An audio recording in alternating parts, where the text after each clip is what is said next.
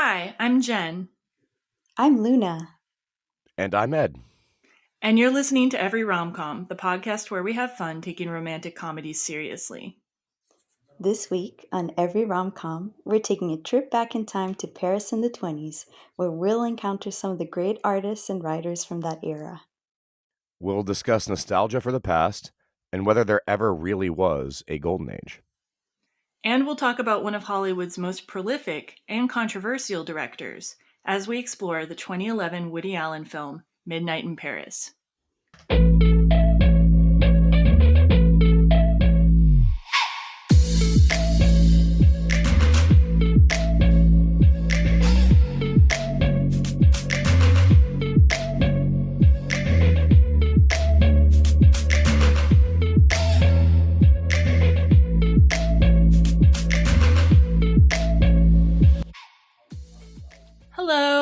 Hello, Luna. Hello, Ed. Hello! I'm excited for this new combination of people. You may remember Luna from our Lost in Translation episode and our last holiday episode. And you may remember Ed from Chasing Amy, the Philadelphia Story, and My Best Friend's Wedding. And now you're here together. Very exciting. And today we're going to be talking about Midnight in Paris. And in Midnight in Paris, the main character, Gil, has the opportunity to go back in time to Paris in the 20s, where he gets to meet some of his literary and artistic idols. And so today, for our introductory question, I wanted to ask both of you, if you had the chance to go back in time and interact or hang out with any artists, artistic or historical figures, like who would you choose to go back in time and visit, and why would you choose them? I don't know that I would actually want to hang out with anyone specifically. I don't know enough about the rules of time travel to not know that I'd mess something up terribly. But if it came just to like the experience, honestly, it would either be what's in this movie or Harlem in the 20s or just sometime in the 50s so I could see Buddy Holly perform. Oh, that's a good one. Yeah, all of those are good. Yeah, I really like that you're taking care to consider the implications of your time travel, though. I don't think Gil really thought about that too much. Yeah, that's cool.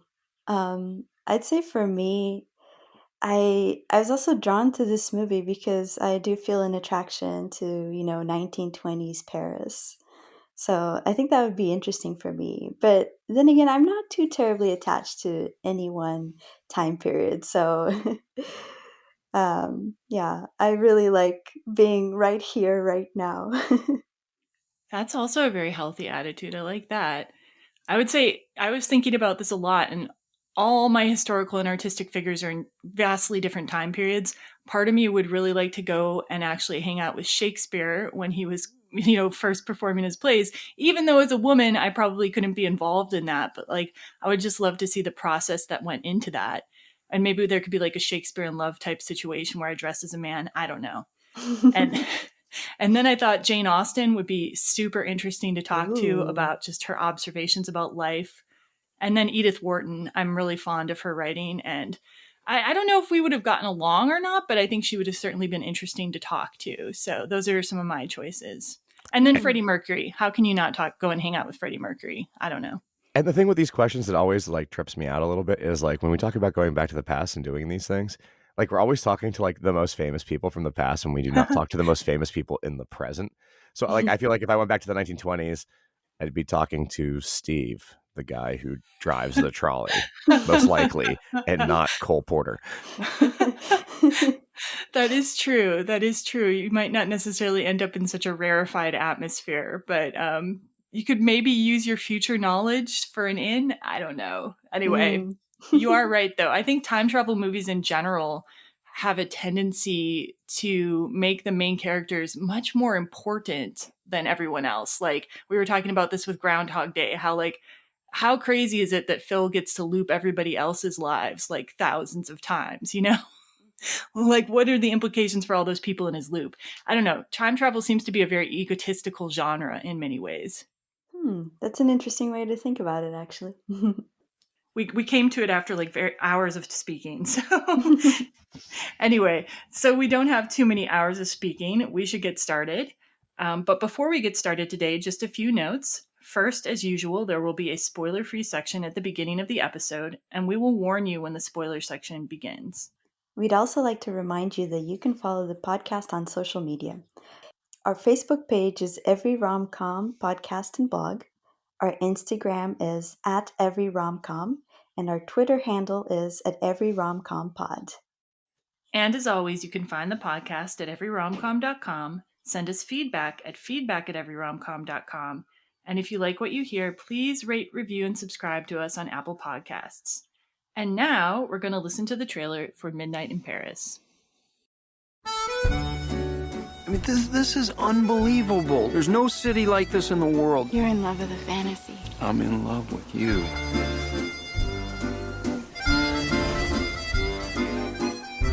What are you doing here? Dad's here on business, and we just decided to reload along. Oh, that's great. We can spend some time together. Well, I think we have a lot of commitments, but I'm sure it's... Well, What? If I'm not mistaken, Rodin's work was influenced by his wife, Camille. Rose was the one. No, he was never married to Rose. I hope you're not going to be as antisocial tomorrow. I'm not quite as taken with him as you are. I mean, he's a pseudo-intellectual. Slightly more tannic than the 59. I prefer a smoky feeling. Carol and I are going to go dancing. Dancing? We heard of a great place. Interested? No. Sure. I don't Come want to be a on. killjoy, but I need to get a little fresh air.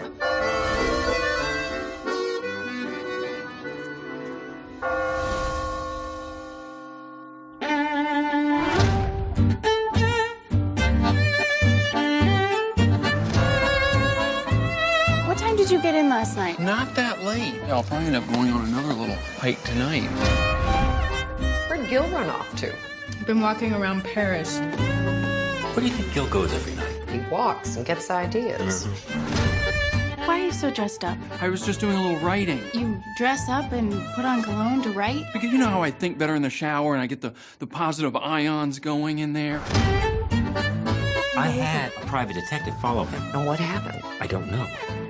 The detective agency says the detective is missing. I'm in a very perplexing situation.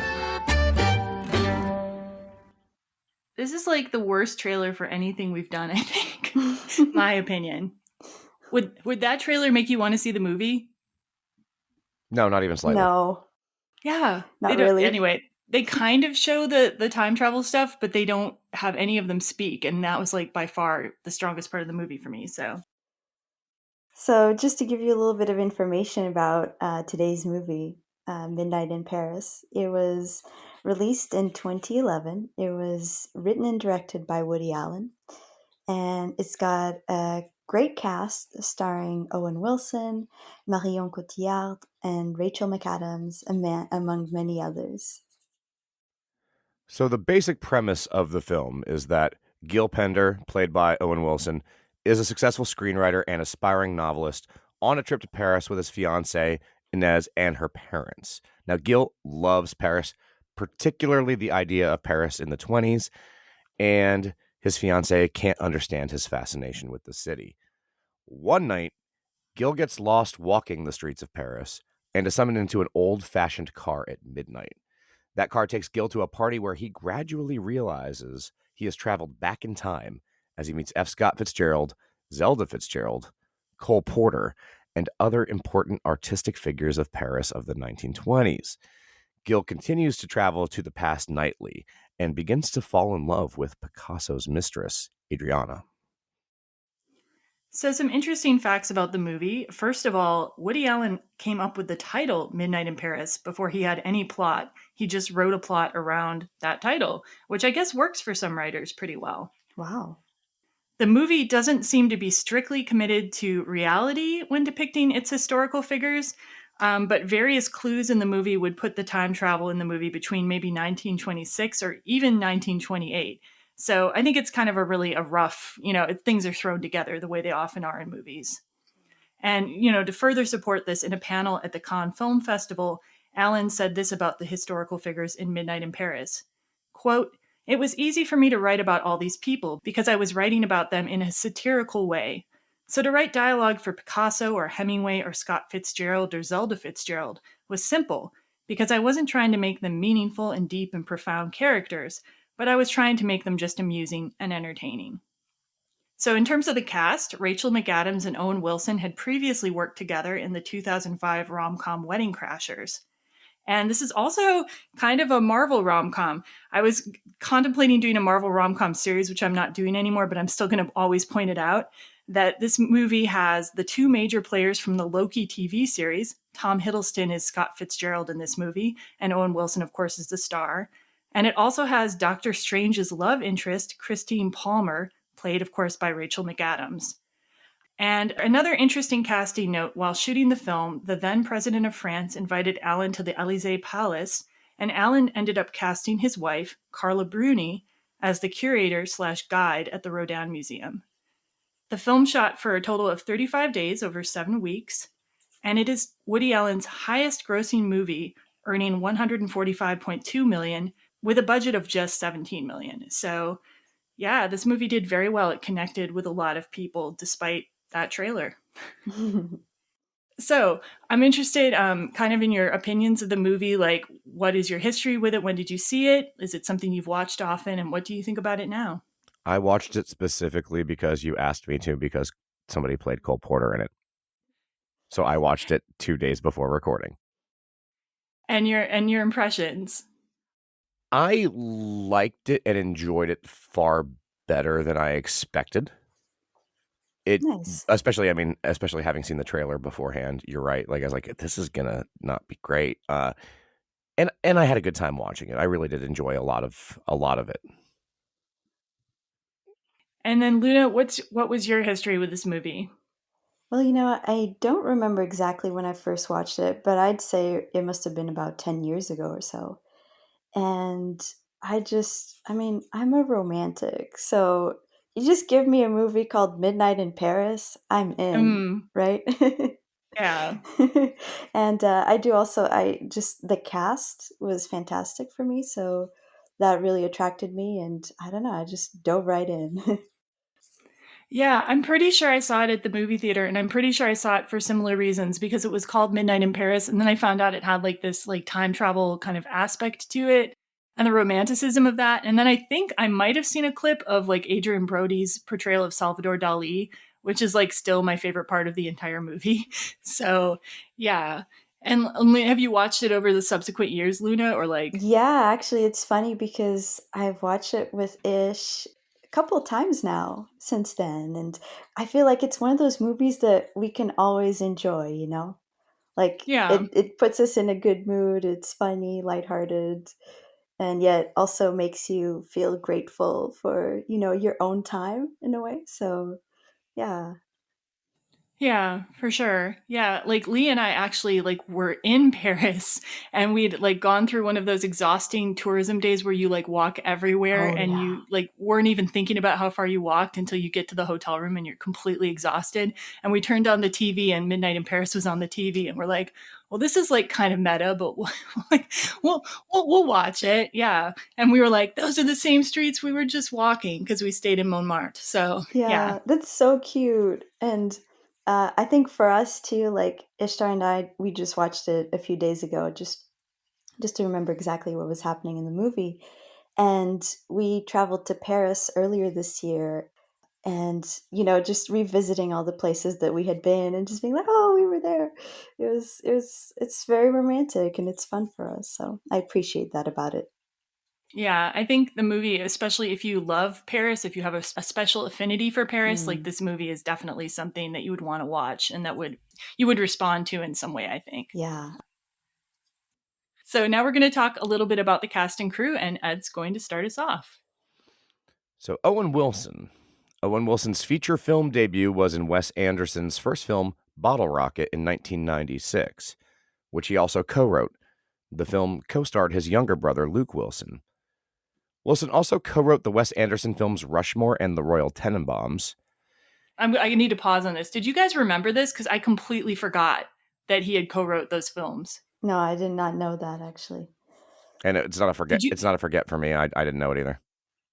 Okay, yeah, and I was like floored. I was like, "Whoa, I totally forgot." Anyway, sorry.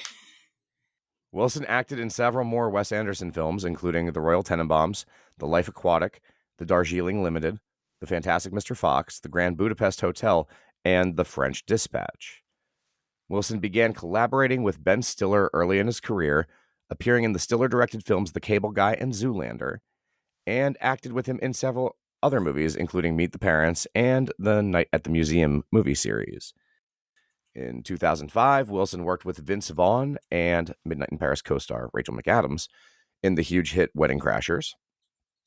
In 2006, Wilson began doing voice work as Lightning McQueen in the Cars movie series, and in 2008, Wilson appeared in Marley and Me.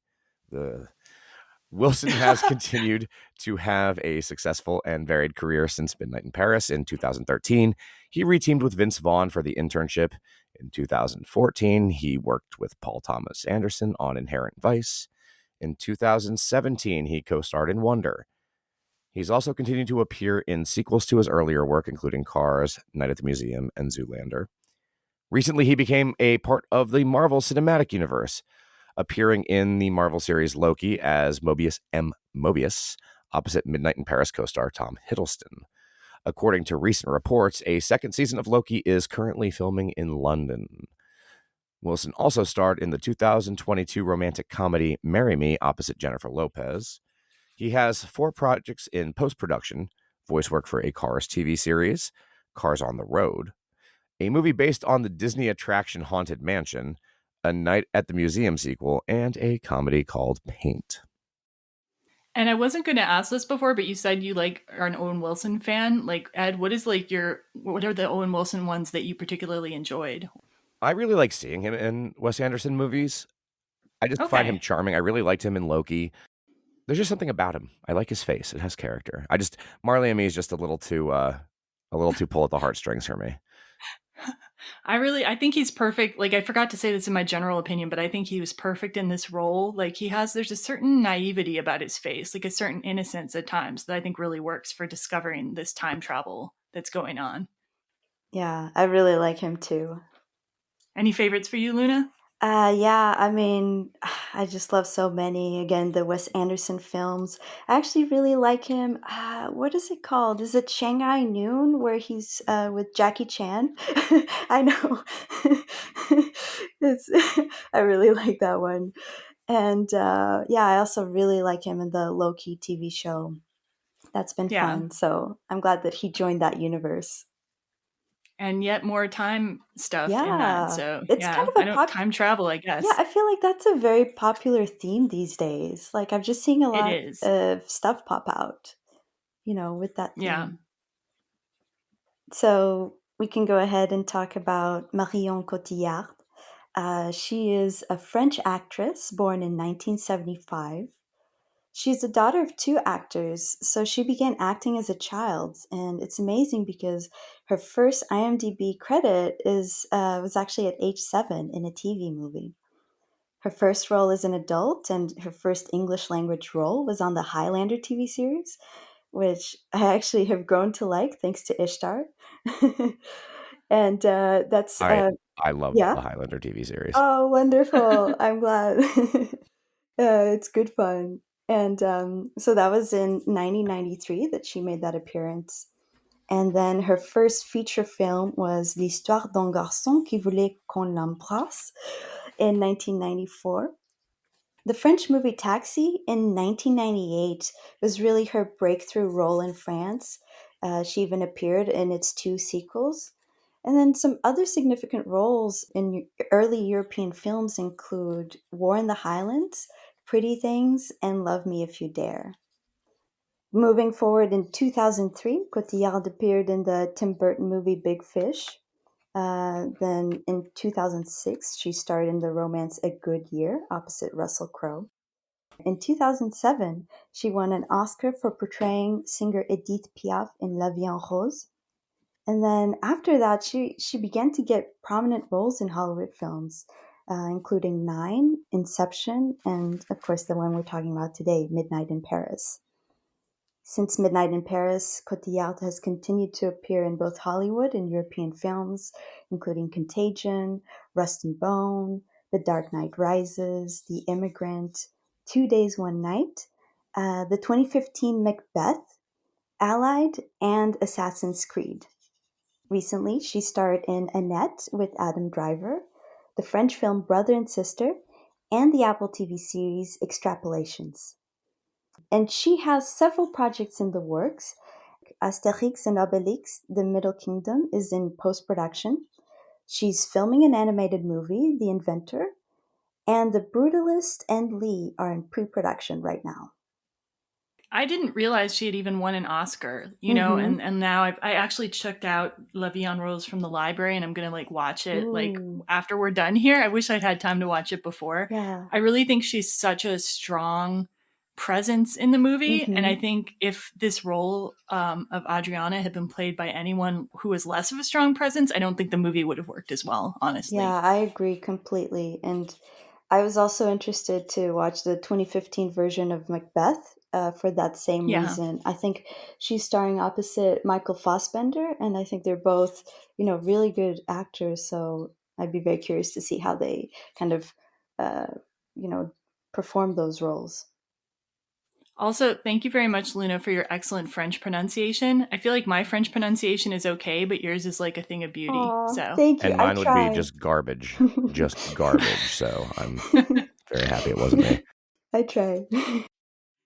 So this movie has a truly epic cast, and other prominent actors in the film include Rachel McAdams as Inez, Kathy Bates as Gertrude Stein, Tom Hiddleston as F. Scott Fitzgerald, Alison Pill as Zelda Fitzgerald, Adrian Brody as Salvador Dali, and Leah Seydoux as a contemporary Parisian woman. And there's recognizable actors in other parts too, but this is just an abbreviated list. This cast is bonkers. Agreed. Okay, so this is the first for the show, but before we discuss Woody Allen, I wanted to put in a content warning. I realize that some people are disturbed by discussions of Woody Allen and the sexual assault allegations against him. So if you would prefer not to listen to a discussion of Allen's career and the controversy surrounding him, please check the timestamps in our show notes, and it will lead you to the main discussion of the movie. All right. Okay, so I'm going to talk about Woody Allen's career. I knew that it was like very prolific. He'd done a lot, but like when I actually looked at it, I was like floored. I was like, my God. He has 57 directing credits, 82 writing credits, and 48 acting credits on IMDb. He's also worked in theater, and he's written books. So it's quite a catalog. And when I think about it, I think my parents were Woody Allen fans. So like there were Woody Allen movies in my house, like as a child, and I'd seen way more of them than I actually remembered. He was born in 1935 in Brooklyn, New York, and he began sending short jokes to Broadway writers when he was 15. And some of those jokes were actually used, and he was paid for them. Between 1950 and 1965, Woody Allen worked as a TV comedy writer and a stand-up comedian. And then his first film credit was in 1965 as a screenwriter on What's New, Pussycat. And then he followed this up with What's Up, Tiger Lily, which he directed, but it's kind of weird because it was actually a Japanese spy film, which Woody Allen just overdubbed with a completely different storyline. So, like, yeah, on the one hand, he directed it. On the other hand, to me, that's not really a directing job. I don't know. Yeah. What do you guys think? Have you seen this? I have not, but I was always curious about it. So it's kind of a unique idea, I feel. At Or the time, yeah. Now it just seems like he MST3K'd a Japanese movie, basically. But, I mean, MST3K came after him, so I don't know. After What's Up, Tiger Lily, in 1966, he wrote the play Don't Drink the Water, which ran for almost 2 years on Broadway. And then Play It Again, Sam was also originally a Broadway play and starred Allen and Diane Keaton. And they went on to star in the film version directed by Herbert Ross. So, as many people know, Keaton was Allen's co-star for a number of his most critically acclaimed films and appeared with him in Sleeper, Love and Death, Annie Hall, Interiors, and Manhattan. 1977's Annie Hall is generally regarded as his breakout film. It won 4 Oscars: Best Picture, Best Actress, Best Director, and Best Screenplay. And Allen had a huge creative output in the 80s, writing, directing, and often acting in movies including Stardust Memories, The Purple Rose of Cairo, Hannah and Her Sisters, Radio Days, and Crimes and Misdemeanors. Many of these movies starred his then-girlfriend, Mia Farrow. Some of his best-known movies from the 90s included Husbands and Wives, Mighty Aphrodite, Everyone Says I Love You, and Deconstructing Harry. Then in 1998, he was randomly the lead voice actor in the animated movie Ants. Do you guys remember when that came out? Yeah. I was so confused by that. In the 2000s, he stopped acting as often, and the critical reaction to his films was kind of mixed, I think, at best. But some of his better movies from that time period were Match Point, Vicky Cristina Barcelona, and in my personal opinion, Whatever Works, starring Larry David. After Midnight in Paris in 2011, some of Allen's other notable films are Blue Jasmine and Wonder Wheel from 2017.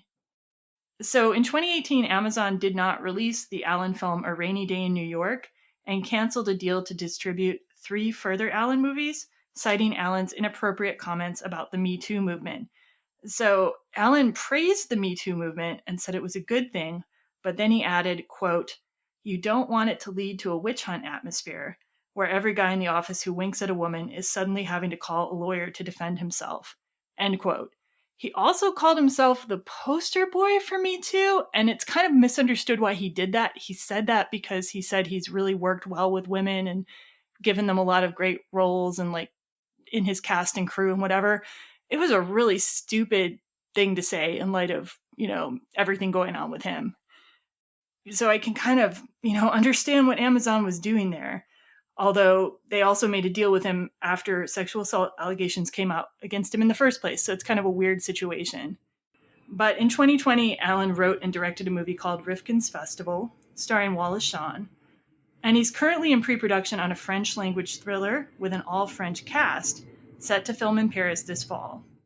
He says it might be his last film. So in addition to his cinematic output, Allen has also written 7 books, not including compilations, starting with Getting Even in 1971, and most recently he published Apropos of Nothing in 2020, and wrote the soon-to-be-released Zero Gravity. He's also played jazz clarinet in concert for years, but he doesn't consider himself to be a great musician.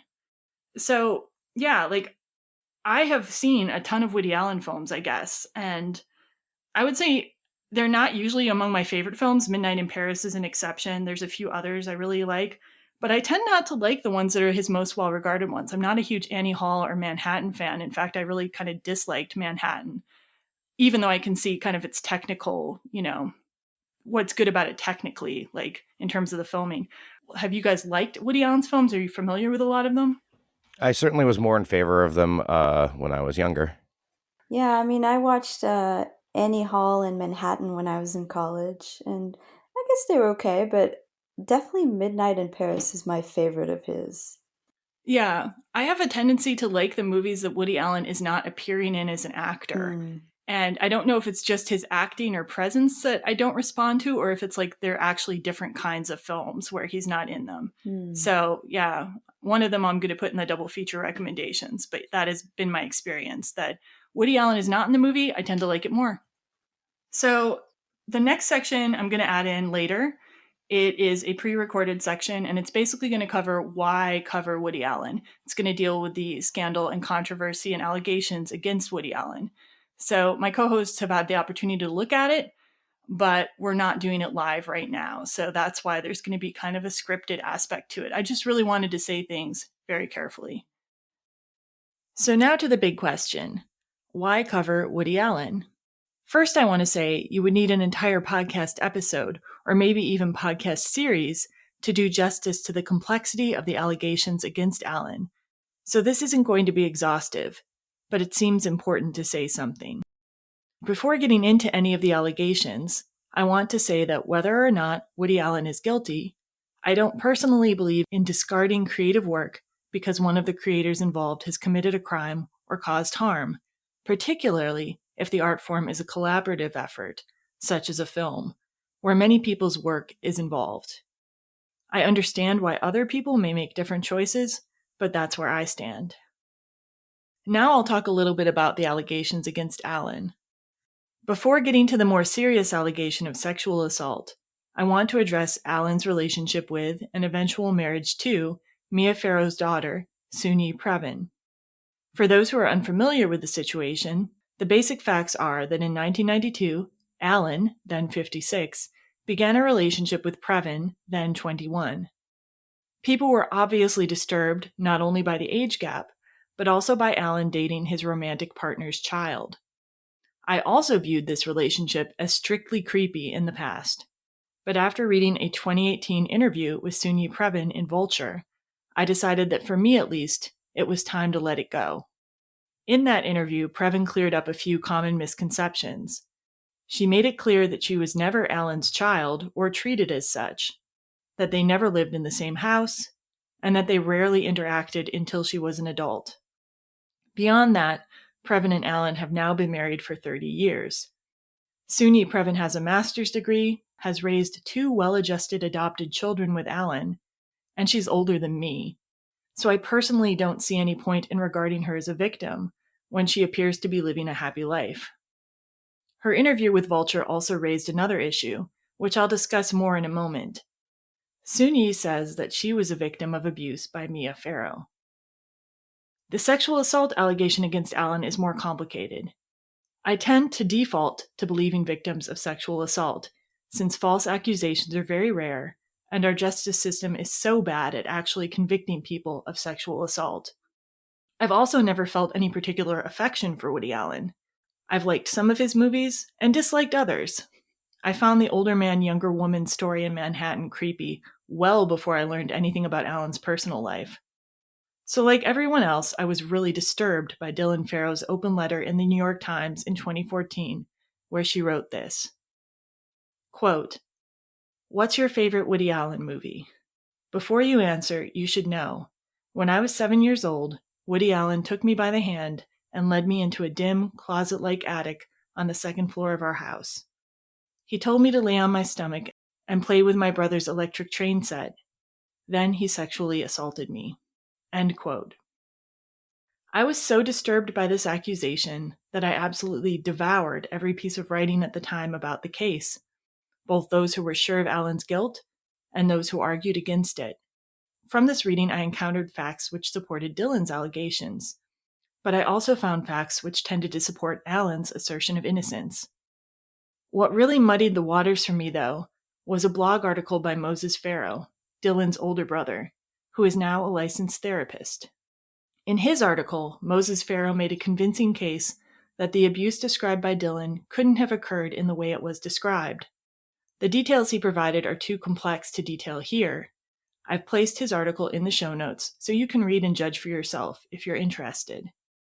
But what really planted doubt in me was his description of Mia Farrow's abusive behavior towards her Asian adopted children.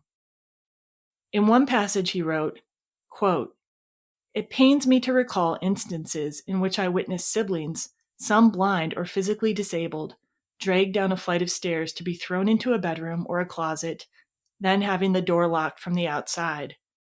She even shut my brother Thaddeus, paraplegic from polio, in an outdoor shed overnight as a punishment for a minor transgression." End quote. Moses goes on to describe how his adopted siblings Lark, Tam, and Thaddeus all died under tragic circumstances. Thaddeus's death, a confirmed suicide, and Tam's a possible suicide. Moses's recollection of abuse comports exactly with Sunyi's descriptions of abuse from Mia. She recalls being slapped in the face, being shamed for a learning disability, having a heavy object thrown at her, and being made to act as a kind of servant while still in elementary school. Both Moses and Sunyi also recall being forced to lie by Mia at one time or another. Neither of them think that Alan committed sexual assault. Now, I do think it's possible to read Moses and Sunyi's accounts and still believe that Alan abused Dylan. Certainly, both Farrow and Alan could be abusive parents. However, I think that if you believe Moses and Sunyi, it creates doubt as to whether Mia Farrow is a reliable source of information, and it makes it plausible that Mia could have been capable of pressuring and or coaching Dylan to make an accusation. People who are certain of Alan's guilt often dismiss any doubt by saying, "Believe victims." But if we are to believe victims, I think we also need to take seriously Moses and Sunyi's accounts of victimization by Mia. After all my reading and reflection on the allegations against Alan, I am left in an uncomfortable state of doubt. I legitimately don't know if Alan abused Dylan. I do believe that Dylan is telling the truth as she knows it.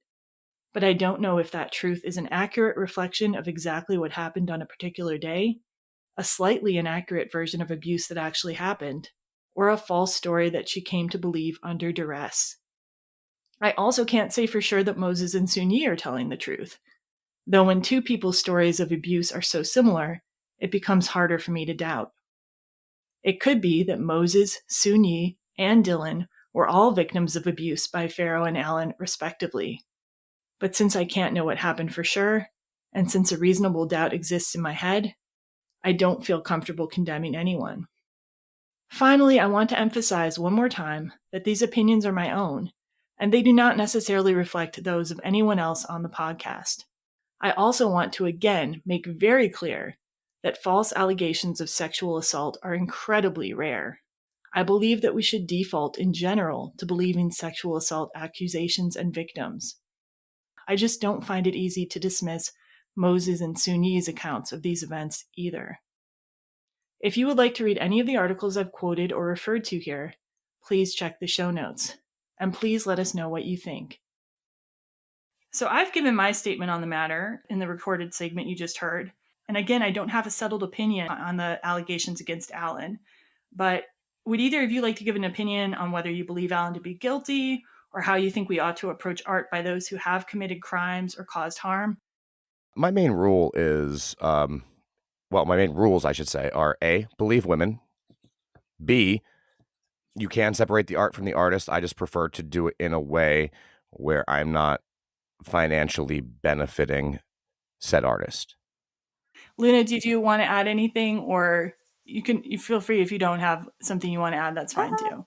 Not right now. No. Okay. All right. Well, we will move on. And if you listeners have any opinions you would like to express, feel free to write us at feedback@everyromcom.com and let us know what you think. Okay. So now we're actually going to talk about the movie. Midnight in Paris' opening sequence is just gorgeous. I feel like it's a tourism shot for Paris. Yeah, I really liked the introduction, the opening sequence. It's I like just the different shots of Paris and the music. It's again very romantic. Yeah. The music, like when I actually looked into the music and started listening to it more, I was just like super taken with it. The opening scene with all the shots of Paris are set to Sidney Bechet's Si tu vois ma mère, which is a 1953 jazz composition. And yeah, I really want to dig into his work now. He was a saxophonist, clarinetist, composer, and he moved to Paris in the 50s. And I guess he's one of Woody Allen's favorite musicians because one of his adopted daughters is actually named after him, like named Bechet. Oh, wow. Yeah, he's a really well-regarded jazz musician, and I really like jazz, but I've just started getting into it over the last 5 years. So Sidney Bechet is definitely one of my next stops for jazz education. Yeah, same for me.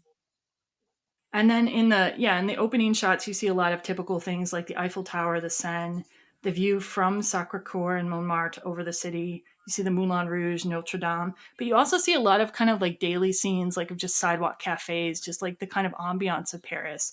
And also locations that I really wasn't sure what they were and just made me want to visit Paris again. Yeah. And did you notice too that it starts out, I don't know if it's exactly sunny, but it just starts getting rainier and rainier as it goes, which each shot. Yeah, I thought that was very charming as well, just to fit with the theme of the movie. And there are some clear shots at the end, but there are night shots then. So it's you see Paris in all its different aspects. And you can't really help but be reminded, if you are kind of a scholar of film, you can't help but be reminded of the opening shots of New York City set to Gershwin's Rhapsody in Blue in the beginning of the movie Manhattan. So it's kind of this is to Paris what that was to New York, basically. Yeah, interesting. Okay, and then we've got our real opening scene. That was just kind of a teaser almost. Our real opening scene over the credits begins with just voices as the credits play over a black screen.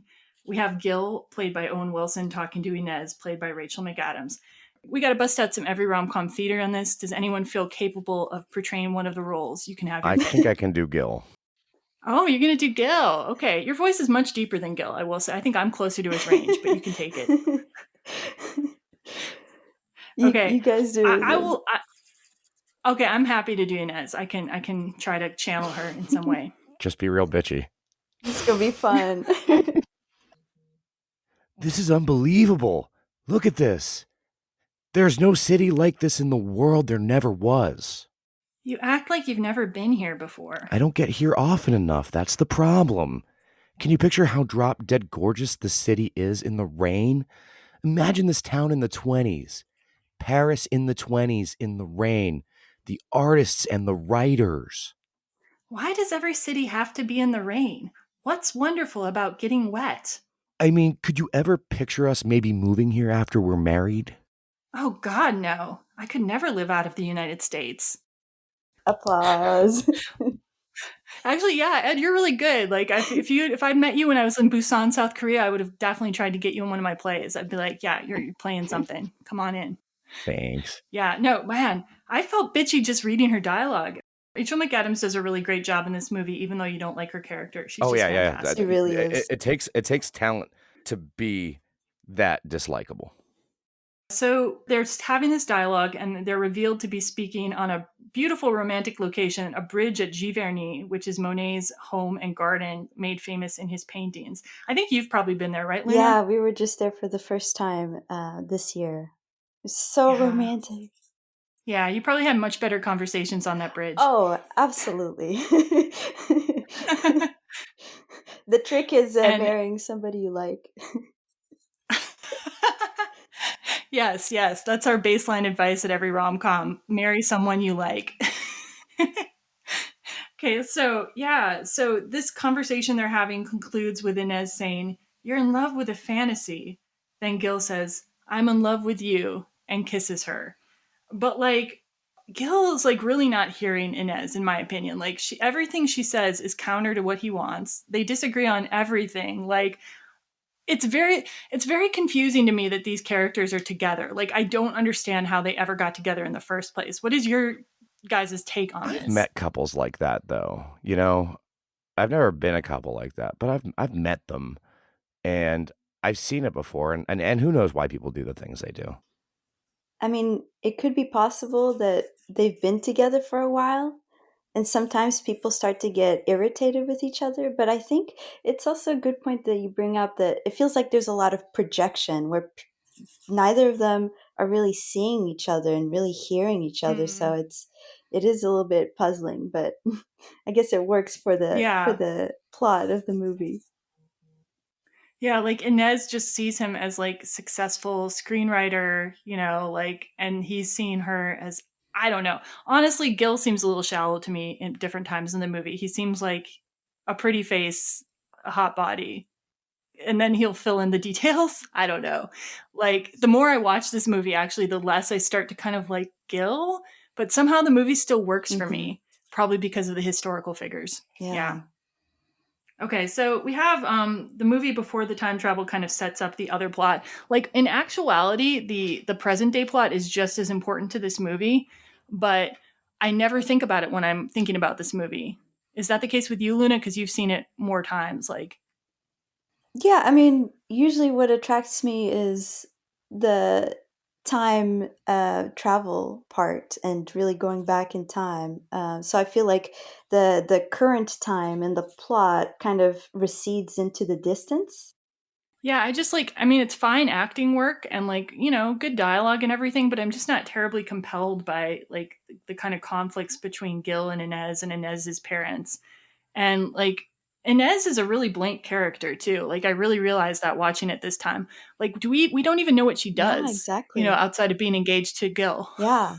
I wish there had been a little bit more character development, but I feel like, yeah, it definitely serves the purpose, you know, so that we dislike her, because that's all we ever see of her is probably her saying dislikable things. Yeah, like being kind of materialistic, Yeah. wanting to buy expensive furniture and jewelry, that type of thing. And Inez's parents are portrayed as kind of also very materialistic Republicans. At one point, they're arguing about politics over a fancy dinner. And then we get Paul and Carol. What do you guys think about Paul and Carol? I hate how much I see of myself in Paul. Really? Yeah. I saw that. I was like, oh, this is me at my most obnoxious. I recognize it, and I was like, oh no, I don't like that. So to explain to the listener who may not have seen the movie, though, Paul is a guy who goes tours around places with people and then explains all the tourist sites to them and kind of tells them the history of everything. He is described several times in the movie as pedantic. So is that the aspect that you're referring to? Yes, Ed, I mean, pedantic? yes, I can be very pedantic. I'm literally the worst person to go to a Renaissance festival with. Oh. Do you like the character of Paul then, or do you just like? I mean, I like watching. I don't like him, but like he's an entertaining character. My worst instincts are reflected in Paul, but he's fun to watch. And then he's got a wife, Carol, who, again, kind of a blank character again. Like, this is a problem I've had sometimes with Woody Allen. He does sometimes write very strong women, and then other times they're just like voids. So I don't know. It's a very confusing thing. Carol just basically kind of listens to her husband and nods and tries desperately to pronounce things correctly. Like, there's this really funny thing where she says, Versailles, Versailles. Like, she's repeating words like she's trying to get them just right to impress Paul or something. So Paul and Carol are old friends of Inez, and they run into them at dinner, which I feel like only really rich people run into each other at restaurants in Paris, like because they all go to the same restaurants. And then they do end up going to Versailles, and Paul is explaining Versailles to everybody. Then they're at the Rodin Museum, and Paul is explaining Rodin to everyone. And I did check. So Paul disagrees with the guide. Paul says Rodin was married to Camille Claudel. The guide corrects him and says that Rose was the wife and Rodin was never married to Camille, but Paul argues with the guide. So this is his big, like, not just pedantic, but kind of like mansplaining moment. And I did double check that. The guide was right and Paul was wrong.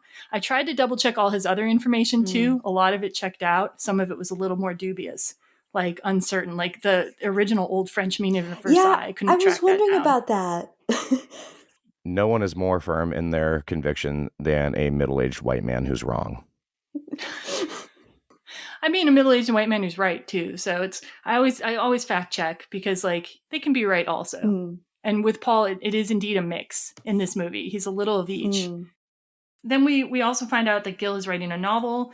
The main character works in a nostalgia shop, and we find this out because like Inez is kind of derisively talking about this novel to Paul and Carol, like in front of Gil, who's just kind of sitting there quietly and kind of mocking the novel in a way. And then Paul gives his opinion of nostalgia.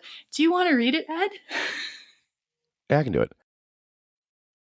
Nostalgia is denial. Denial of the painful present. The name for this denial is Golden Age thinking, the erroneous notion that a different time period is better than the one one's living in. It's a flaw in the romantic imagination of those people who find it difficult to cope with the present. Yes, that is Paul's pronouncement on nostalgia in front of Gil, who's writing a book about nostalgia.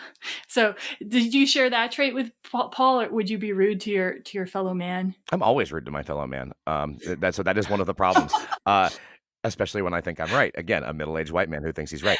I actually agree with him here. Here's the thing, right? Like, anytime somebody's like, it was so much better back then, and it doesn't matter what context we're talking about, whether it is culture or life or music or movies, we remember the good stuff from the past and not the bad, like almost exclusively when it comes to that. Like when we have this romantic notion of, Paris in the 20s or Paris in the 1890s. And it's like, well, hey, tuberculosis, guys, tuberculosis. It's not as romantic a disease as you think. And we could not go back to a time better than now, as fucking awful as now is, because it was so much worse in so many ways in the past. Okay, so you're referring specifically also then to historical nostalgia, because like there's kind of like there's two areas of nostalgia. There's historical nostalgia, what you're talking about, which is like, and what is Gil is in some ways talking about, which is wanting to be in a different time. There's also like sort of personal nostalgia about times in one's own life that one would like to go to. What's your opinion of like personal nostalgia? That's slightly different. I mean, that's entirely subjective and up to the individual. Maybe your 20s were better than your 40s. Maybe your 5s were better than your 30s. I don't know. Like that's completely subjective. I just mean, like, as much as I love the music in this movie and as much as I would have loved to have been there for it, everything else in the world, no, absolutely not. So I'm kind of I kind of don't know exactly how I feel about this issue of nostalgia. I think I'm a less nostalgic person now than I used to be, and that applies to both personal and historical nostalgia.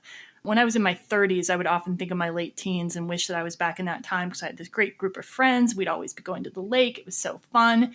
But then I think I was doing what you were talking about with the historical nostalgia. I was remembering the good things, and I was forgetting how unmanageable my depression was at that time, and how very much of that time was spent crying or just feeling lonely or worried or anxious about things. You erase that and you remember like the high points. And I coming to that realization and also like benefiting from getting wiser as I've gotten older and dealing better with things like depression and stuff like that.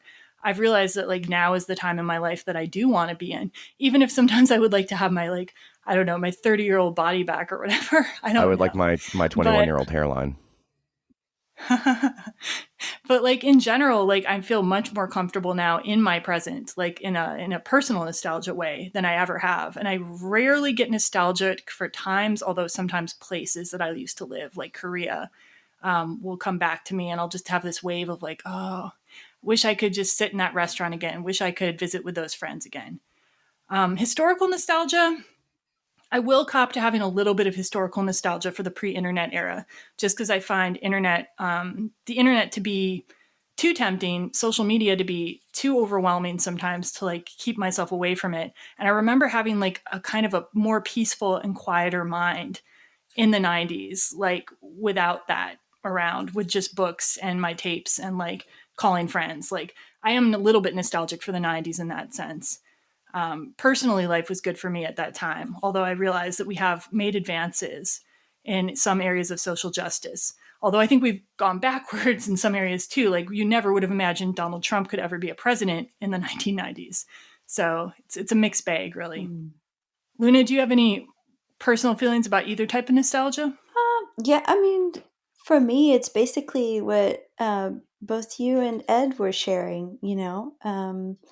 And I definitely, I mean, I consider myself a citizen of the world, but you know, I am Portuguese, and you know, there's this concept of saudade, you know, which is very much like nostalgia, and you know, it feels like it's a little bit like even culturally ingrained in me.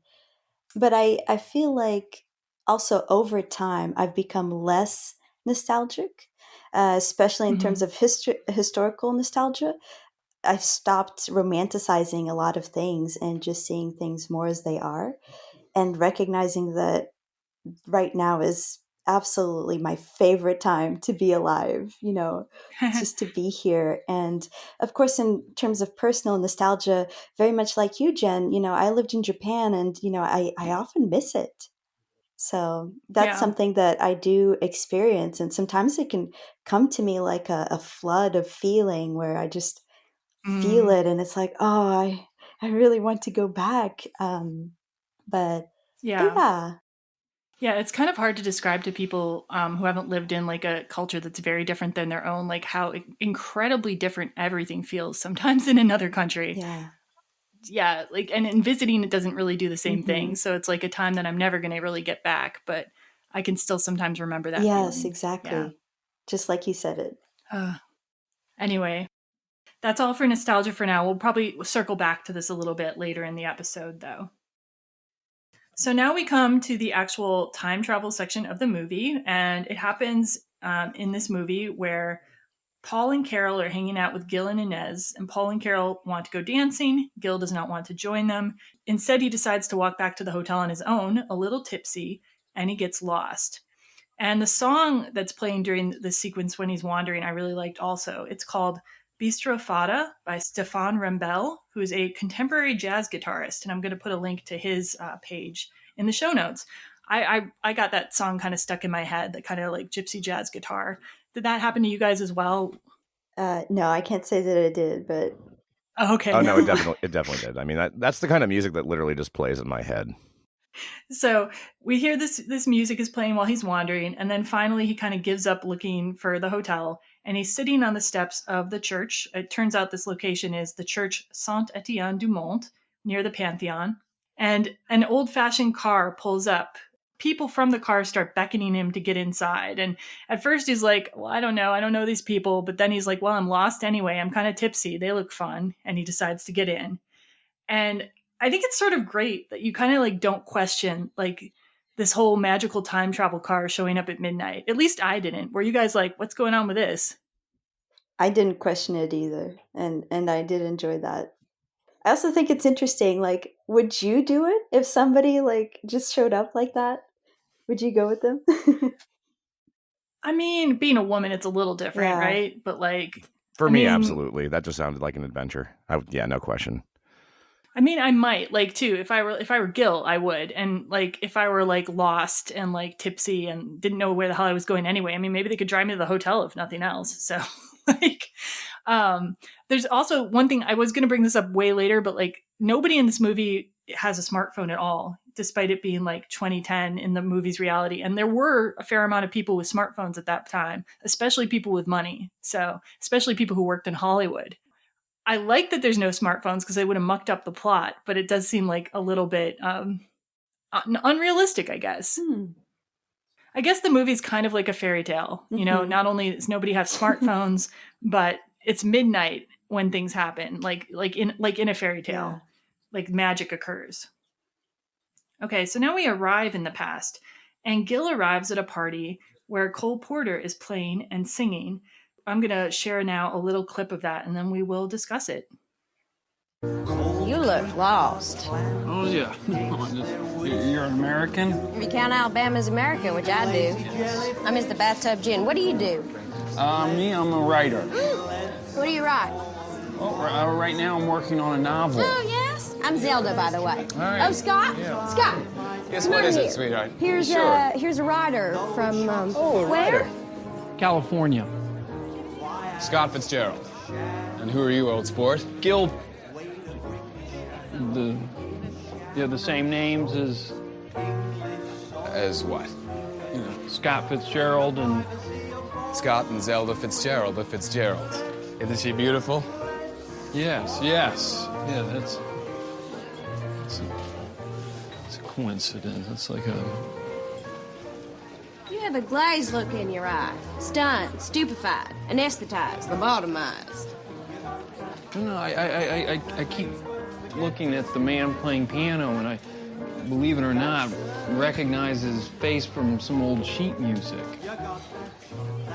I know I could be one of the great writers of musical lyrics. Not that I can write melodies, and I try. And then I hear the songs he writes, and I realize I'll never write a great lyric, and my talent really lies in drinking. Sure does. Yeah, but he didn't write the music, did he? That's not possible.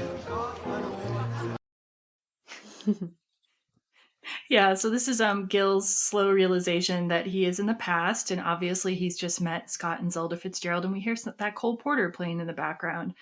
Yeah, any comments anyone has about this scene? The interesting thing for me about this portrayal of Cole Porter is that the person providing the singing voice is significantly better at singing than Cole Porter was. Cole Porter was not, I mean, he was one of the greatest songwriters of all time, an okay piano player, and not a great voice if you've ever heard any of the recordings of him performing his old songs. So, but I mean, I guess that would probably throw things off for a movie, so I understand the desire to have him sound better. And the timeline is also a little possibly off, unless like, I don't know, maybe Ed, you know, like was he like tinkering with some of the songs that he would later release at this time, to your knowledge? Or like, because like the songs he's singing in this scene, Let's Do It, Let's Fall in Love, is dated to 1928. You've got That Thing is dated to 1929. And a lot of other things in this movie appear to happen a bit earlier. Do you think it's credible that he was actually singing some of these songs then before he released them? Yeah, to some extent, yes. I mean, he was a workhorse when it came to writing songs. And as time went on, you know, he would shorten that gap between writing a song and having it be in a production. At the same time, though, I think for 95% of anybody watching this movie, it's not going to matter to them. It's just an old song. Yeah. I mean, if they wanted to go with real historical accuracy, they could not have used Let's Do It, Let's Fall in Love, because the original lyrics to it were really kind of fucking racist in parts. Oh. I did not know that. Let's just say that there are lines in it that I actually could not read on this podcast. Otherwise, this podcast would get canceled. Sure. And then also, Ed, like, I think you know a little bit more than we do. Well, maybe I can't speak for Luna, but you know a little bit more than I do about F. Scott Fitzgerald and Zelda Fitzgerald. Yeah. What do you think of their portrayal in this film? Their portrayal seems very accurate. There's some stuff that, like, I mean, again, they're not trying to really portray them in this. They are there as flavor and as part of the time. There was a lot more in terms of, you know, Scott's relationship to Hemingway, Scott's relationship to Zelda, Scott's relationship to other people of the time, that it just wouldn't have fit in this movie. So just as ancillary characters, I mean, it gets them across. It touches a little bit on how he'd already kind of had success at the time he was there. I can't remember which book he would have already published by then. At that point, This Side of Paradise was out. And if we're assuming that this is like 1926, like, he's had some success with short stories, and Great Gatsby would be next on the docket. And then Zelda was a writer too, which I actually was not aware of. Like, have you read her works? I've read some of the stories, and I have read Save Me the Waltz. And what's Save Me the Waltz? Because I had not heard of it. So that was her only published novel, and I've not read the original version of it, but there was an issue between her and Scott where, I mean, two people who are writers having things going on in their own life, you would think that the material would be available to both parties, but Scott kind of threw a hissy fit because a lot of the stuff that was originally in Save Me the Waltz played into what would be Tender as the Night. And so Zelda actually changed a lot of it because of that. Oof. That's not pleasant. I just realized something. Gatsby would have been out by then, actually. Oh, Gatsby would have been out by then. If we're saying 1926, Gatsby's 1925. So yeah, I mean, that would have been out if that's the year we think it is. So Zelda also dealt with like mental health issues, which are alluded to sort of later in this movie. Like, it seems kind of like a controversial topic though, because some people think that, like, yes, she just had a mental illness, and other people suggest that maybe her marriage to F. Scott Fitzgerald was very bad for her and that caused her distress. Have you read much on this? Or it's hard to diagnose somebody from the past with things that we know in the present. Like, at the time, she was diagnosed as a schizophrenic, and I mean, who's to say that that was an accurate diagnosis or not? Others have claimed that she was probably bipolar to some extent. She had a lot going on, but it's more of a trend than just her time with Scott. So, I mean, again, I'm not a psychologist, but I'm inclined to believe that there was definitely some health problems there. And of course, he was an unrepentant alcoholic up until the year before his death. And he died pretty young, it seems like. Yes, too, I mean, they both did. He was 44, she was 48. Wow. Oof. Yeah.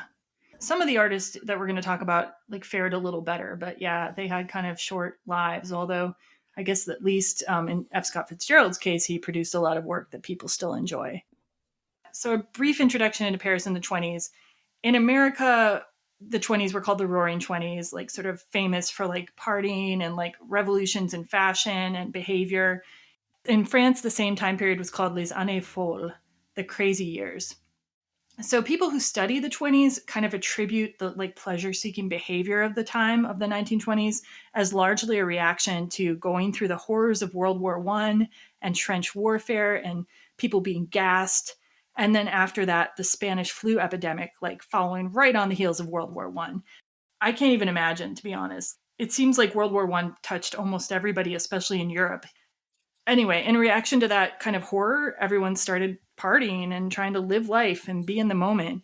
And Paris in the 20s ended up becoming not only a place to seek pleasure because it didn't have prohibition like the US had prohibition of alcohol, but it also became an artistic hub and it began attracting expats for other reasons as well. So some of the US and British people who came to Paris in the 20s had visited it during World War I. As I mentioned, prohibition was a reason to go to France. The value of the franc was very low compared to the American dollar, so you could live there very cheaply, kind of like some people would go to like Thailand or something today. And Paris gave artists, importantly, the freedom to publish and show works which might have been deemed obscene or just like too avant-garde in the US or Great Britain. And something that really isn't touched on at all in this film unless you count seeing Gertrude Stein and Alice B. Toklas for a minute. Paris was a place with greater sexual freedom. So there's like a notable number of the greatest artists, writers, and musicians in Paris in the 20s who were gay or lesbian and often lived quite openly with their partners, because homosexuality had not been banned in France since the Revolution, like in contrast to a lot of their home countries. But despite this kind of creative, liberated environment and this rich artistic output, Gertrude Stein dubbed the young men of the 1920s a lost generation. And Hemingway reports what she said to him in A Movable Feast. She said, "That's what you all are, all of you, young people who served in the war. You are a lost generation. You have no respect for anything. You drink yourselves to death." And weirdly, though, like the original source for this term, the lost generation, was like some owner of like a garage that was complaining about one of the mechanics at his garage to Gertrude Stein. So really, we owe this like random garage owner with this appellation. And Midnight in Paris obviously couldn't focus on all the creators in Paris at the time. And so I think it's important to note that there were a great many women other than Gertrude Stein who were like very essential to the creative environment at the time, including Sylvia Beach, the owner of Shakespeare and Company, and her lover, Adrianne Monnier, who operated sort of the French equivalent of Shakespeare and Company.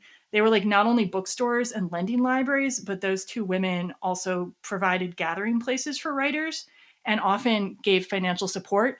And Sylvia Beach was like the first publisher of Ulysses by James Joyce. So these were like vital figures.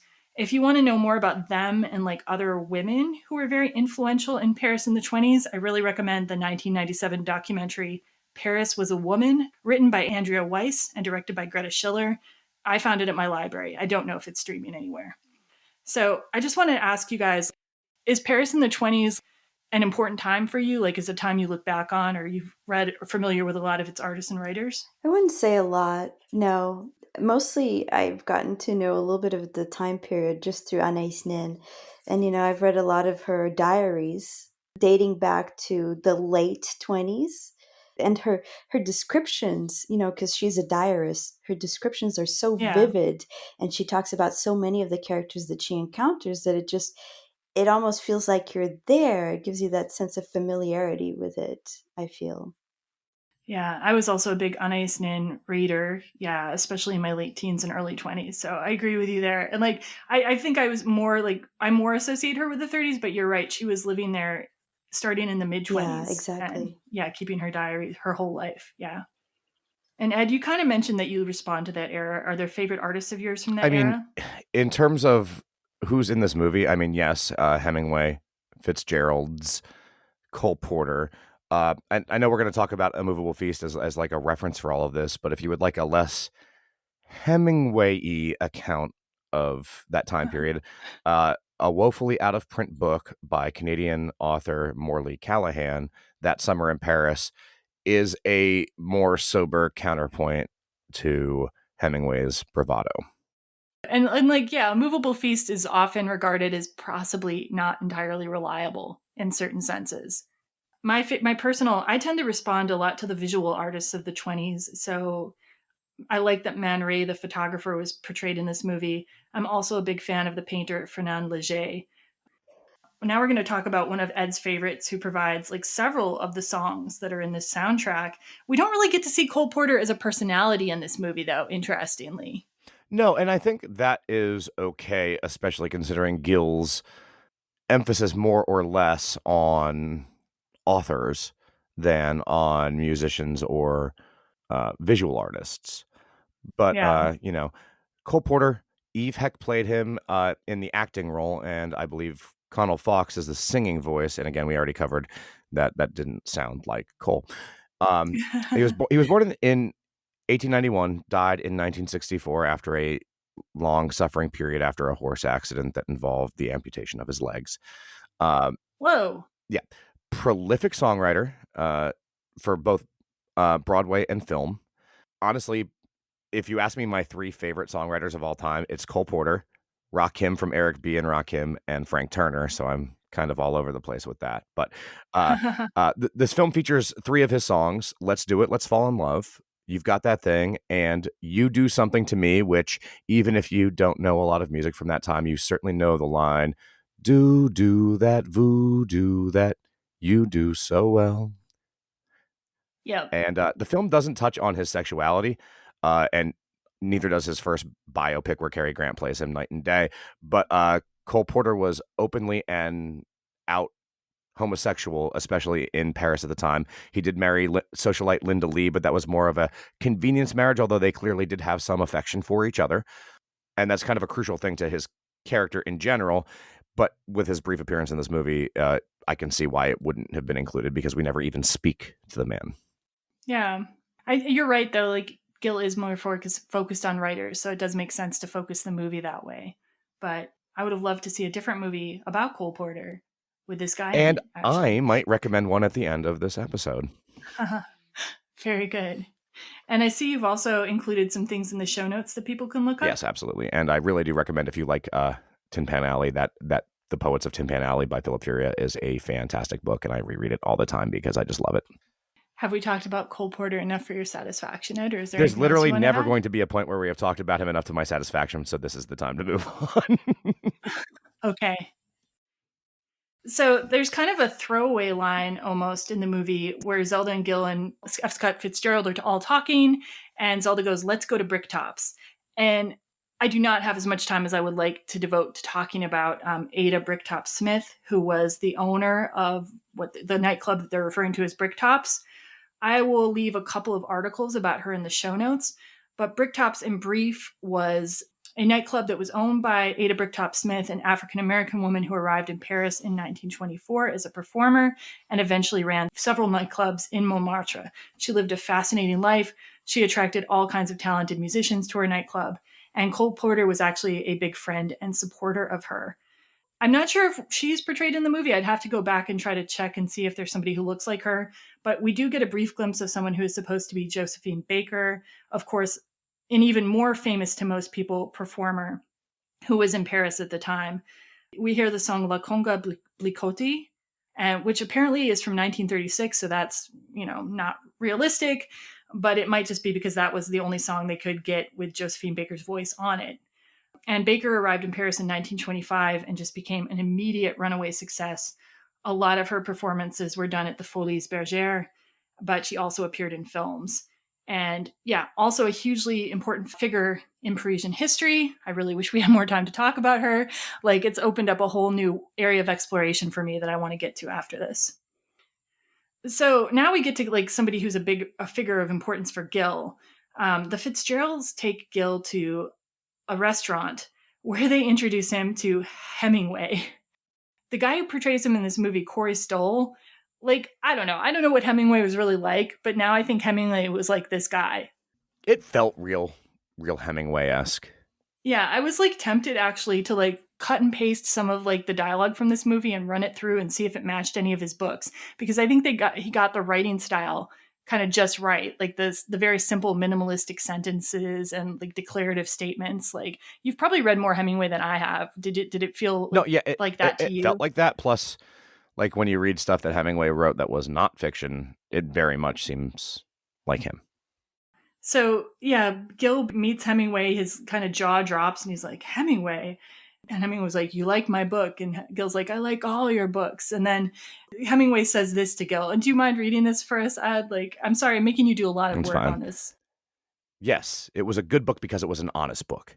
And that's what war does to men. There's nothing fine and noble about dying in the mud, unless you die gracefully, and then it's not only noble, but brave. So yeah, we get this sort of classic Hemingway-esque response to Gil liking his book. So then Hemingway and Gil discuss Gil's book, and he's feeling really uncertain about the topic of his book, and Hemingway says, "No subject is terrible if the story is true and if the prose is clean and honest, and it affirms courage and grace under pressure." And Gil wants Hemingway to read his book, but Hemingway says that he should not give his book to another writer because if he likes it, he'll hate it. And if he doesn't like it, he'll also hate it because other writers are competition. So as somebody who writes, do you feel that way? If you read another writer's work and it's good, do you hate it? Or do you only hate it if it's bad? I usually only hate it if it's bad, but I get the sentiment that I would be my highest compliment is I wish I wrote this, Yeah. But I don't get salty about it. I'm kind of the same way. I don't hate other people's writing if it's good.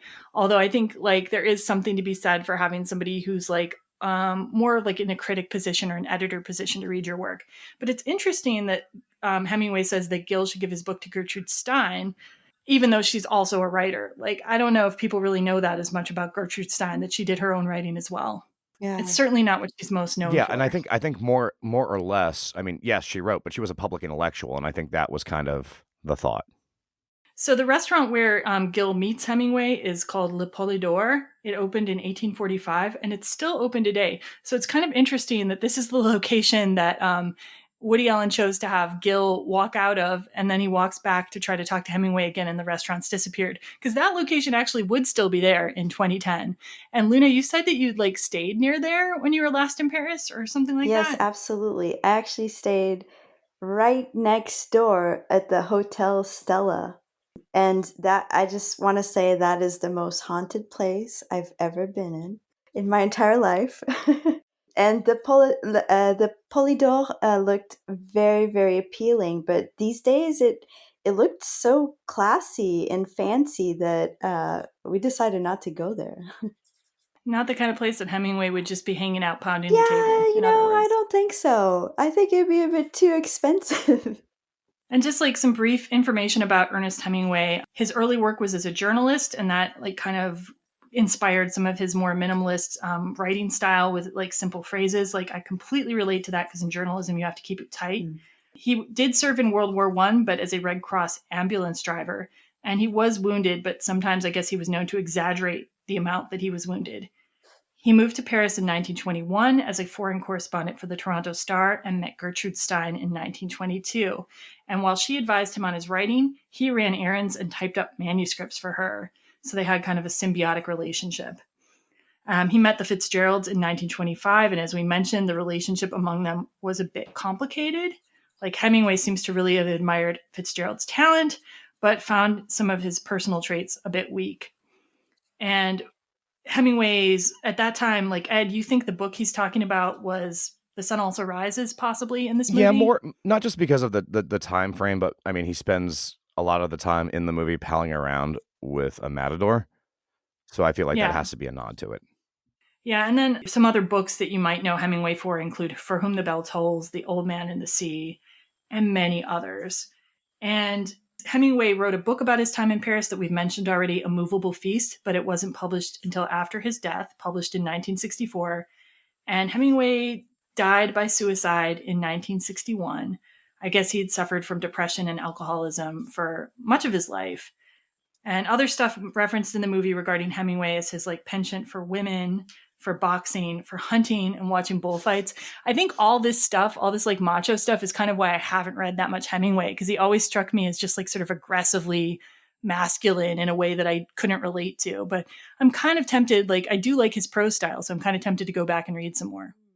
I'd say I can relate to what you said, Jen. And I mean, I read The Old Man and the Sea because I had to in school. And, you know, that was nice. But I do like his style, though. I like that and even the way that he's portrayed in the film, you know, just being very forthright and very honest.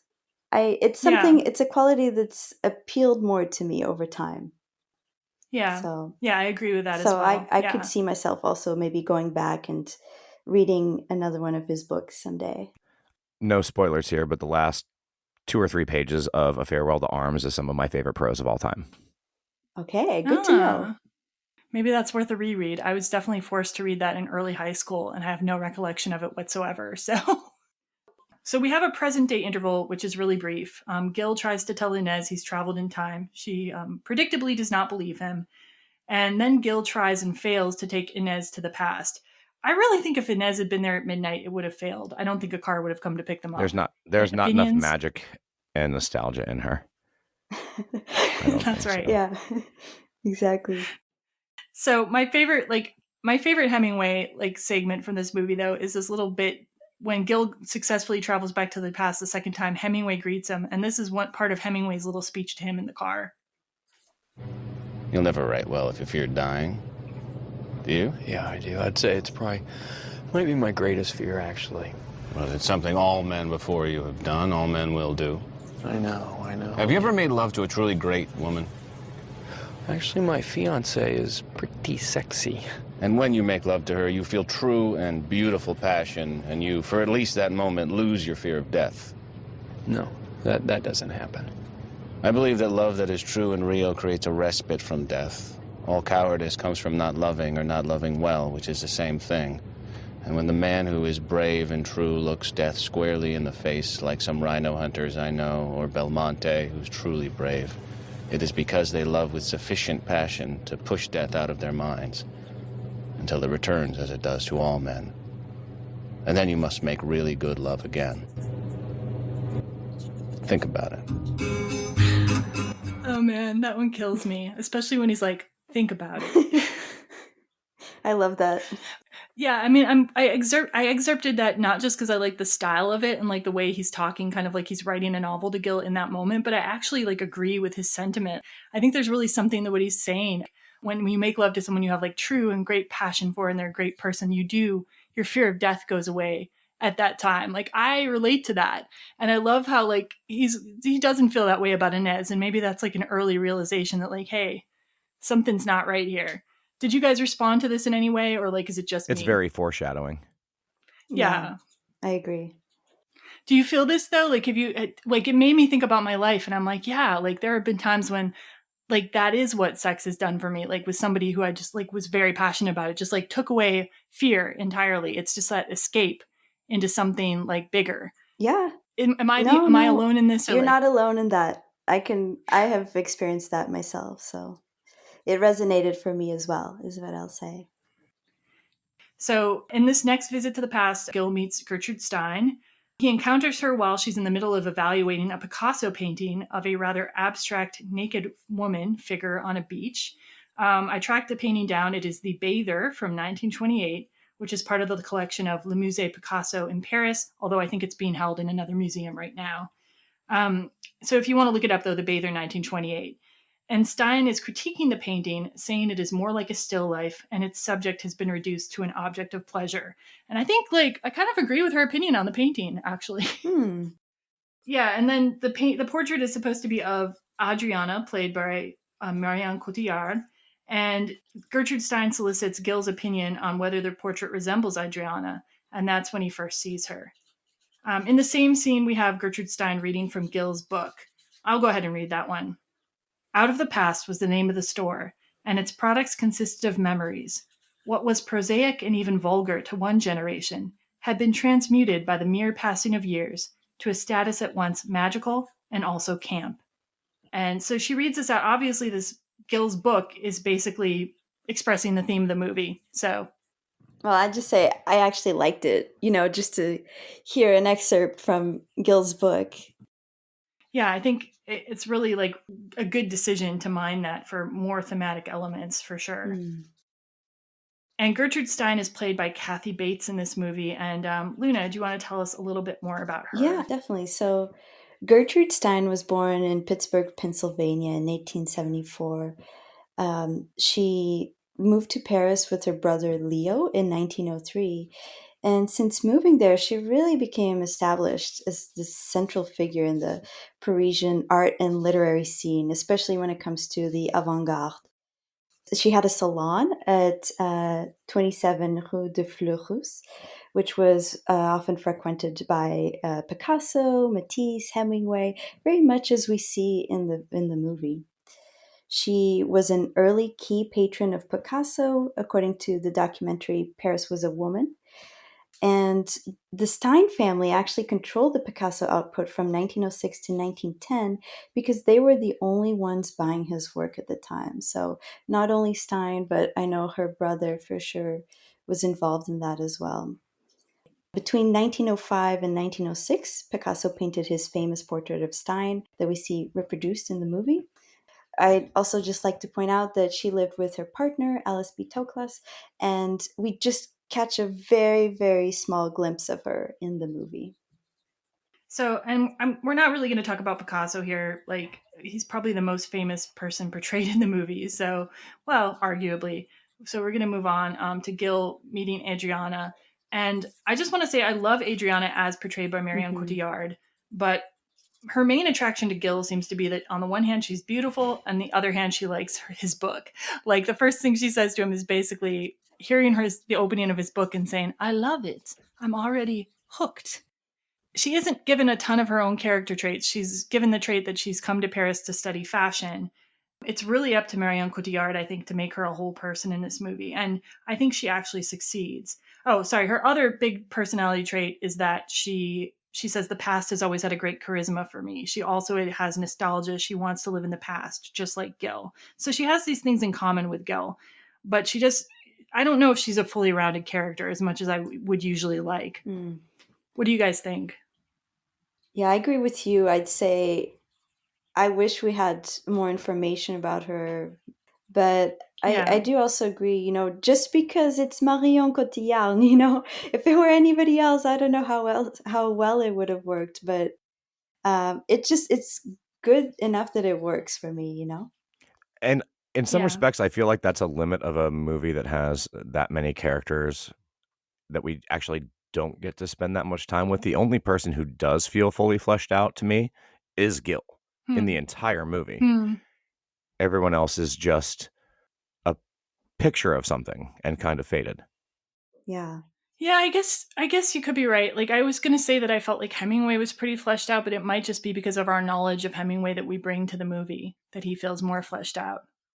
Whereas Adrianna is like playing Picasso's mistress, but like she wasn't a real mistress of Picasso. She's just sort of like a what do you call that? A composite. Yes, thank you. She's like a composite of like all of Picasso's mistresses, of which he apparently had many. So yeah. So I think you may be right. Gil maybe is the only fully developed character in the movie. So we have an interlude in the present. They go to the flea market in San Juan. Gil meets a young woman, Leah Seydoux, who's selling Cole Porter records. And they talk briefly about the Cole Porter records.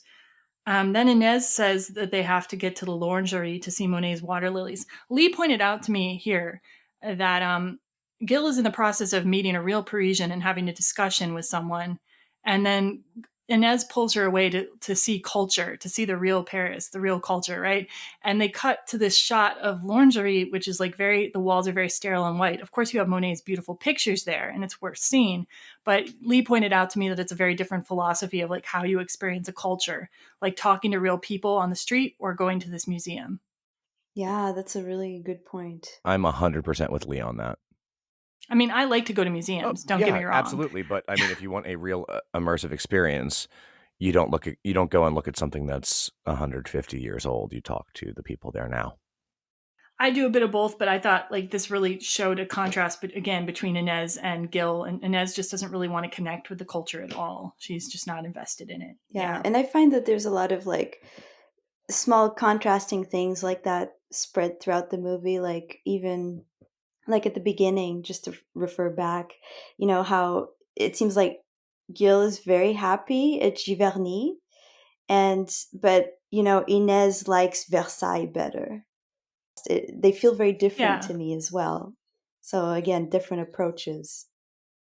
Then Gil is with Paul, Carol, and Inez. They encounter the Picasso portrait that he had just seen in the past.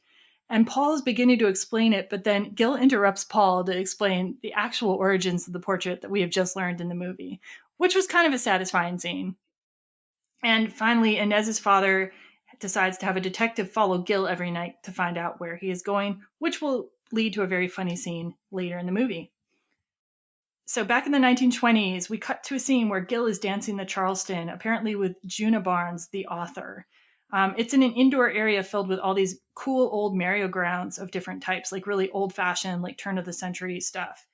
I found out, and I was really excited about this because I'm totally visiting it when I go to Paris again. The cool location for this scene is Le Pavillon de Bercy, Musée des Arts Foraines, so Museum of Fairground Arts. And you can actually, if you go to this museum, they let you ride on those rides, like those old-fashioned rides that they're on in the movie. Isn't that cool? We need to go there. Yeah, oh, good. I like this. I'm going to visit you in Ishtar, and we're going to visit there. That's awesome. Let's do it. Yeah, they have objects from Fairgrounds from the 1850s to the 1950s, and I'm like obsessed with it, and I'm going to put a link to it in the show notes. It looks so awesome. Anyway, they're at this party, they're dancing and riding on the fairground stuff. Hemingway comes up, tries to pick Adrianna up, tries to like flirt with her, but Gil manages to sweep her away for a walk. And now they're walking at night on the streets of Paris. And Gil gives a big speech. And actually, Luna, I'm going to break with character, not make Ed read the guy's part, and I'm going to give it to you if you will accept it. Okay.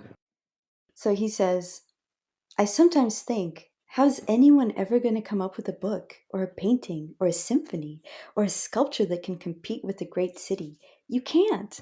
Because you look around and every street, every boulevard is its own special art form. And when you think that in the cold, violent, meaningless universe that Paris exists, these lights, I mean, come on, there's nothing happening on Jupiter or Neptune. But from way out in space, you can see these lights, the cafes, people drinking and singing. For all we know, Paris is the hottest spot in the universe.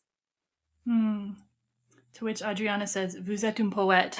So Woody Allen's getting the hot female character to validate his writing. I mean, he is. But it is a beautiful sentiment, though. And I kind of like, when I hear somebody talk like that about a city, it does make me think about it in a new way. There are certain cities, I think, that are art forms in and of themselves. And I would put Paris as one of them. Do either of you agree? Are there other cities you would put in that classification? Yeah, I agree. Absolutely. I still fundamentally believe that New York City is the center of the universe. Do you find it to be an art form in and of itself, like the way it's designed and so forth? Certainly in parts, yes. Luna, do you have any other competition for Paris? You know what cities you consider it's great? It's actually really funny because there's a lot of great cities that I've been to. And when I think about actually their layout or just, kind of them being like an art form in themselves, wow, actually, so far Paris seems like the highest one on my list, which is interesting. Yeah, my only competition for it would be Kyoto, Japan. Yeah, that's a good one. I don't really know the whole overview of Kyoto, where I've seen the map of Paris before and I see how it's all laid out. And there is kind of this perfection to it with that like ring around the city that used to be the city walls. Yeah. And that's now the road and everything.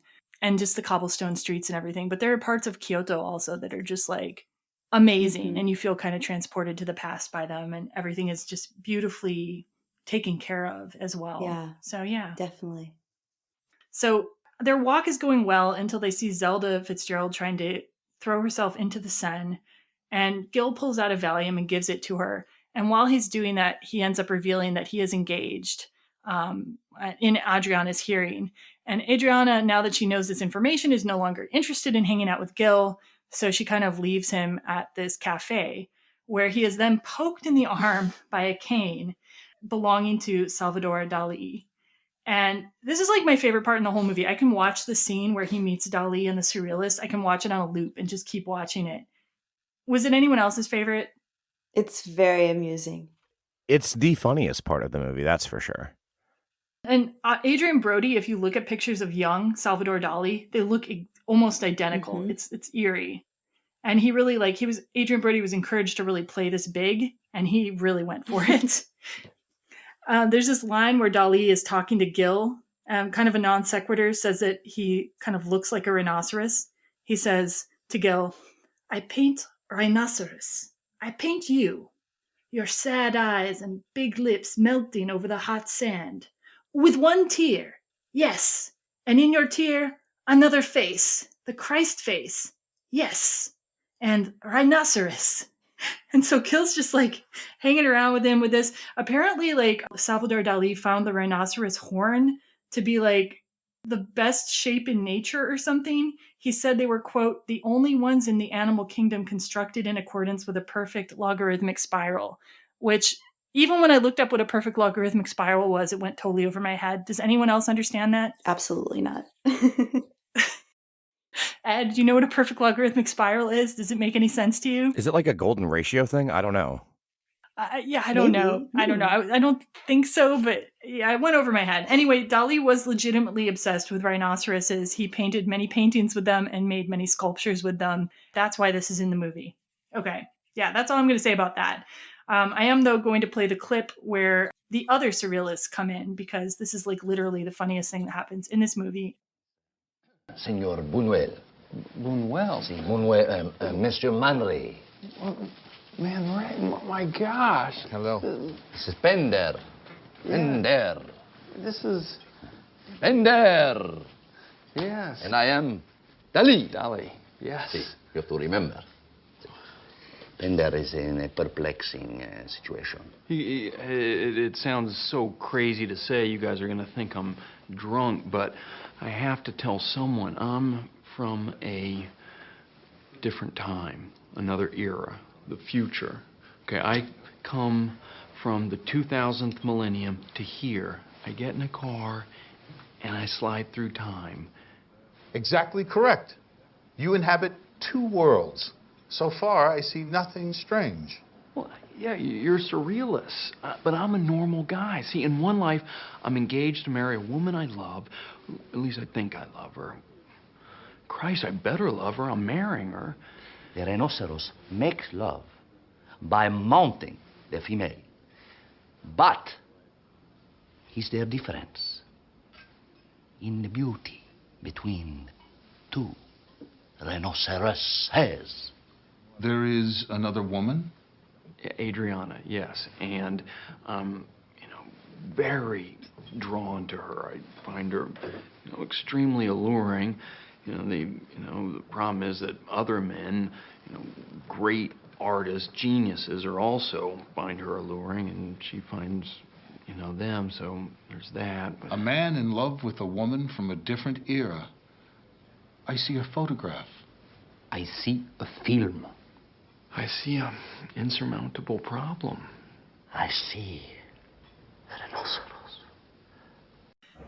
So, what do you guys think about that clip? It's one of my favorites. It's one of my favorites too. It's just so funny. Adrien Brody's just perfect in this scene. He's just perfect. Yeah, and it's funny because it's perfect, but then when I've read things that are written by Dali or seen him in interviews, he seems more normal, obviously this is kind of an exaggeration of Dali, but this is kind of what you would dream Dali to be like, I think, the exuberance and the strangeness. And yeah. It's scene stealing though. It's one of those things that really makes the comedy part of the rom-com come through. Yeah. This, I think almost think without this scene, I would like the movie 10 to 20% less, actually. I don't know. And I think also though, I just it's one of those scenes where it's sort of the movie's name dropping. The movie's name dropped before with Fitzgerald and the Hemingways, but those are kind of way more culturally well-known figures. In this movie, I remember I didn't really know who Louis Bunuel was, but I'd heard the name and I felt smart because I knew the name, and I knew who Man Ray was, and I knew who Dali was. And so I think it's a movie that is kind of better appreciated if you have a certain level of education, because then you can feel like you're in the know or something like that. And part of the pleasure is getting the references. And it makes me wonder, if you didn't get the references, what would this movie experience be like? That's a really good question. Now I wonder that too. So for me, I wonder if it would spark some interest in who these characters were as historical figures, and if their portrayal in the movie would match what they were like in person. And I have the opposite reaction. I get a lot of the references in this, and I still think it's pretentious as all hell. Is that a bad thing or a good or neutral thing to you?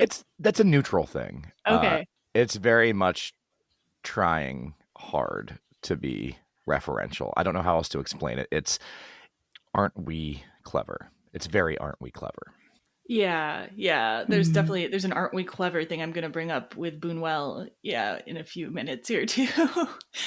Yeah, I mean, I just really enjoyed this clip, and I felt like Adrien Brody's performance was really exceptional. So I feel like you, Jen, I'm really glad that they included this in the movie. I'd be tempted to say I'd want to see a whole, Dali movie with Adrien Brody, but not if it was done in this tone. This is the tone of this is just good for one scene. But he does look a lot like Dali. Maybe he could do a more serious biopic of Dali at some point, in his older years or something. Anyway. Yeah, that'd be interesting. Okay, so a little bit about Dali. Basically, he moved to Paris in 1926, which is part of how we can sort of date when this film is supposed to be taking place. He was only 22 at the time, and he was part of the Surrealist movement.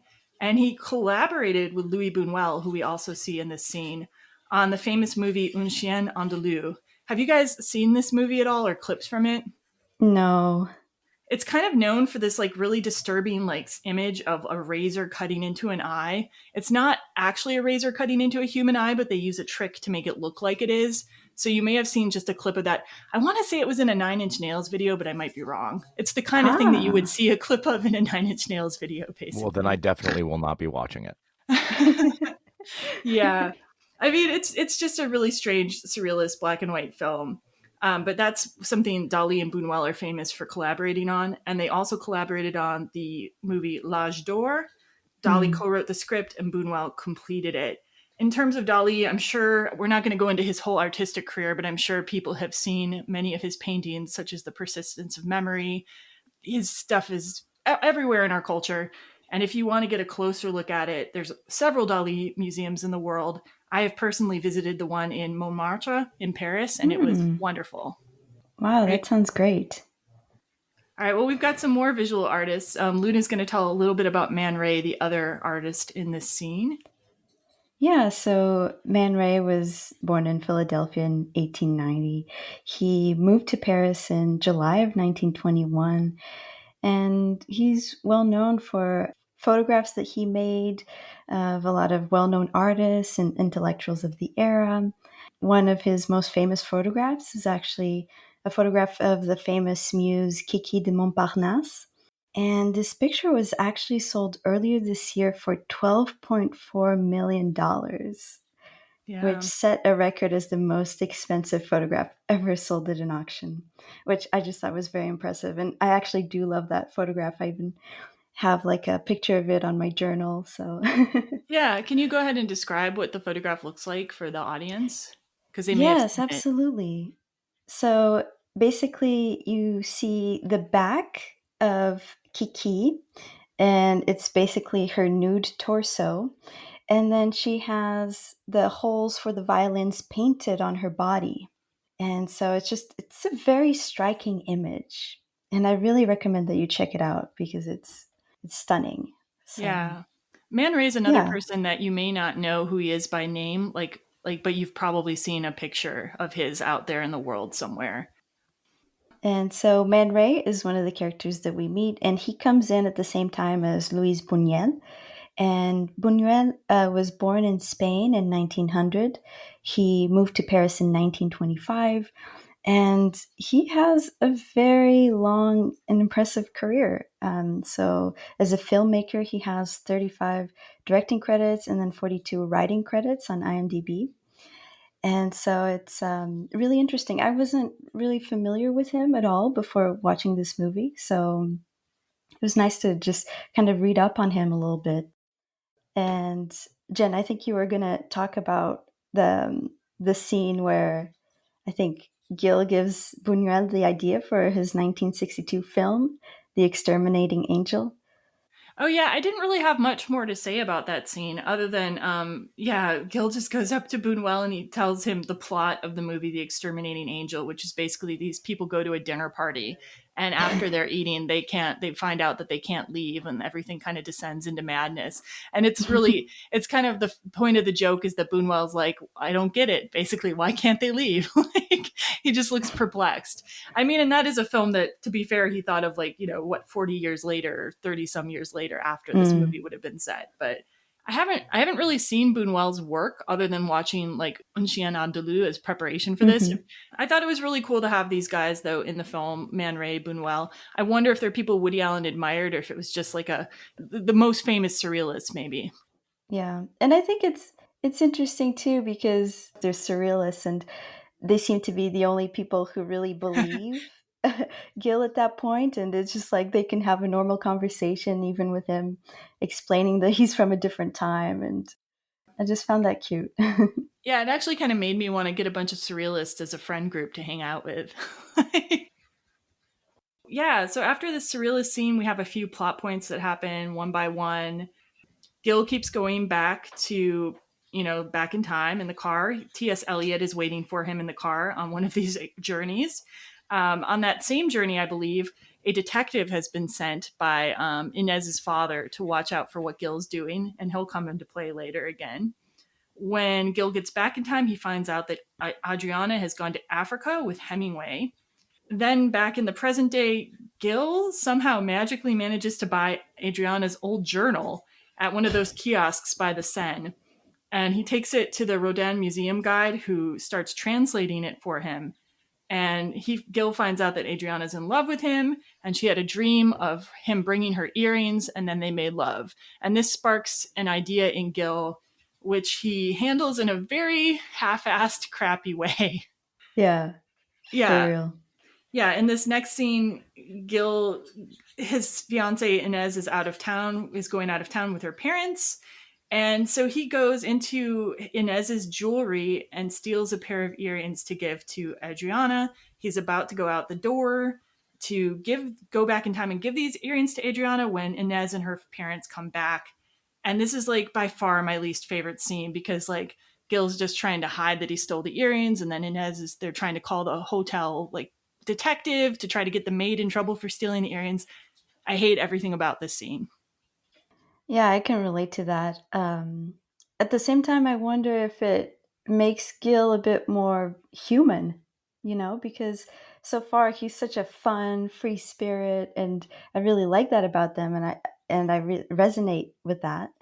And I feel like he had to have maybe some character flaws. And also, it really highlights kind of how wrong she and Gil are together, and how awful she is too. Her entire thing is, it's not even about getting her earrings back or anything like that. It's she wants this hypothetical thieving maid fired. That's what she wants. She doesn't want her earrings. She wants to cause some damage. Yeah. Yeah, she also refers to the maid as the help. She says, Gil, you always side with the help. Ooh, yeah. Yeah, Lee pointed that out. He's like, never ever date somebody who calls people the help. Yeah, I agree. It's just one of these, like, this is a very Woody Allen scene to me, though. This is like this very like awkward domestic drama. This is like the point in the movie where Gil seems the most like a Woody Allen standing character to me, just kind of fumbling and nervous, and then he manages to get the earrings like into the sink and then pretends to have found them. But yeah, I guess it's right. It does make him flawed. I guess he's been flawed the entire time by sort of cheating on Inez. I mean, he hasn't really cheated yet, but by intending to cheat on Inez. But this just, I just wish he'd have, the guts to like be honest, honestly. Yeah, I mean, also, I don't understand why he wouldn't just go out and buy like a pair of earrings to begin with, right? I know. It's like he does. It's not like he doesn't have money. It's just like, how long does it take to buy a pair of earrings? Okay, so now we're going to begin the spoiler section of the movie. So if you have not seen Midnight in Paris and you want to be unspoiled, please stop listening right now. Okay, so Gil goes back to the 20s. Time seems to be running at a different rate there. Adrianna is already back from Africa, and Gil finds her single, and they take a walk at night. And this brings us to kind of the fulfillment of the romance in the movie, which is very brief, actually. He takes a walk with her, he kisses her, and he gives her the pair of earrings. And this is their moment, I guess, but all of a sudden their moment is then interrupted by a carriage that pulls up and summons them to join them. They're off now to La Belle Époque, which is, of course, we remember Adrianna's favorite time period. And just really quickly, in case your listener is unfamiliar with what La Belle Époque is, it is the time period in France roughly between the 1870s through the beginning of World War I. It translates to the Beautiful Age, and it was called the Beautiful Age in retrospect. So it kind of goes with the theme of the movie that we think of the past as beautiful in retrospect. And it was kind of called the Belle Époque because it was a respite between major European wars, and it was a time of cultural advancement in Europe. So yeah, the horse and carriage pulls up and Gil and Adrianna get in, and they end up at the restaurant Maxime's, which was like the fancy restaurant to go to if you were like one of the high-class people in that time period. And what do you guys think about this introduction to La Belle Époque? Was it a surprise when you saw this happen in the movie? Did it seem inevitable? No, this was definitely a surprise, and it actually took me a minute to catch on. It was only seeing the fact that there was no actual electricity. I was like, oh, something's happening here.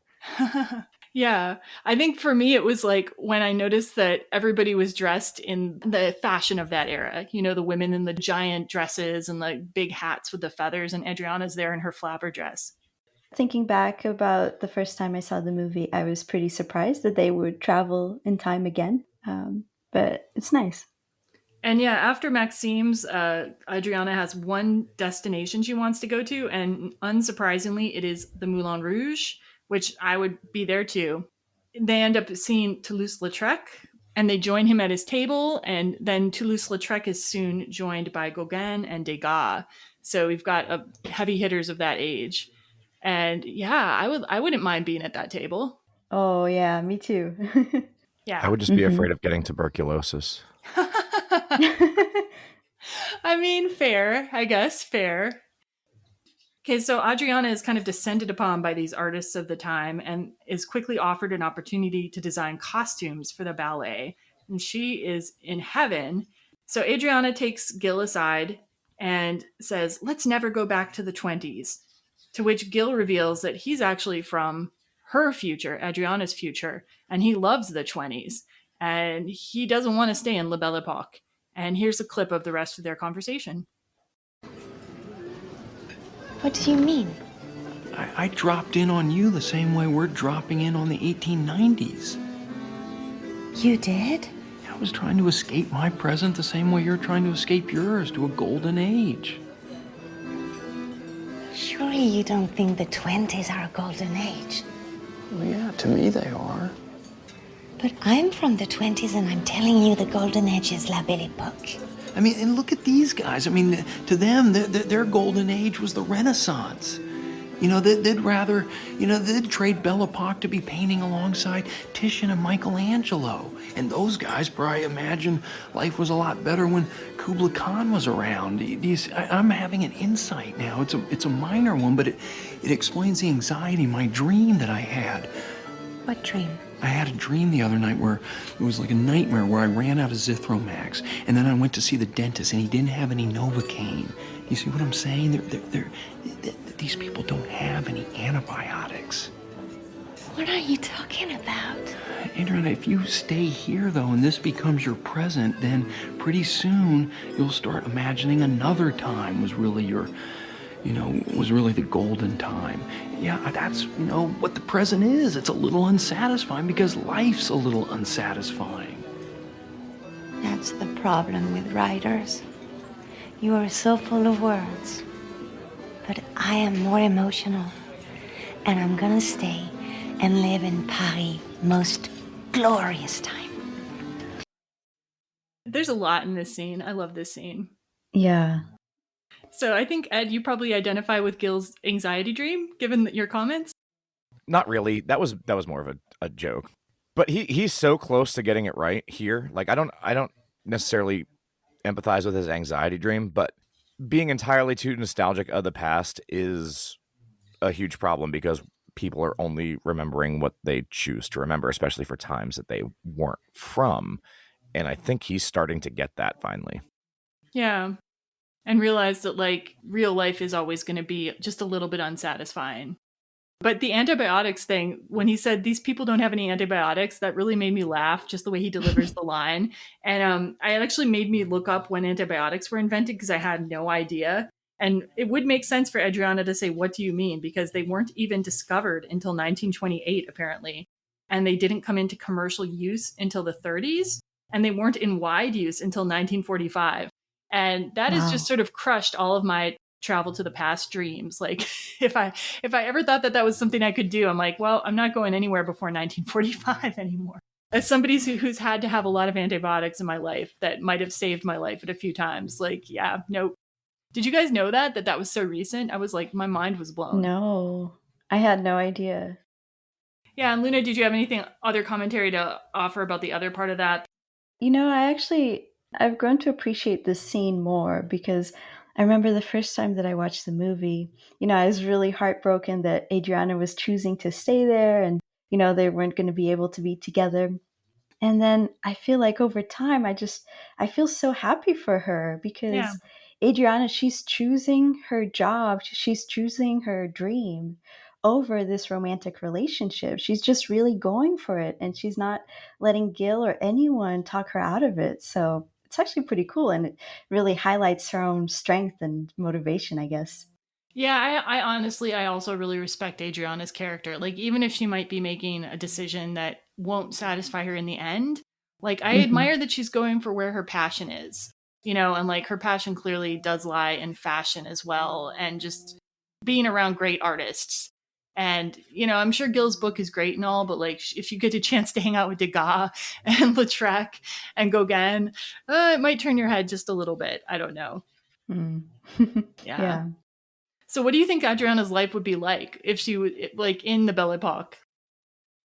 I guess she becomes a pioneer of fashion design, which is exciting to think about. I mean, I hope.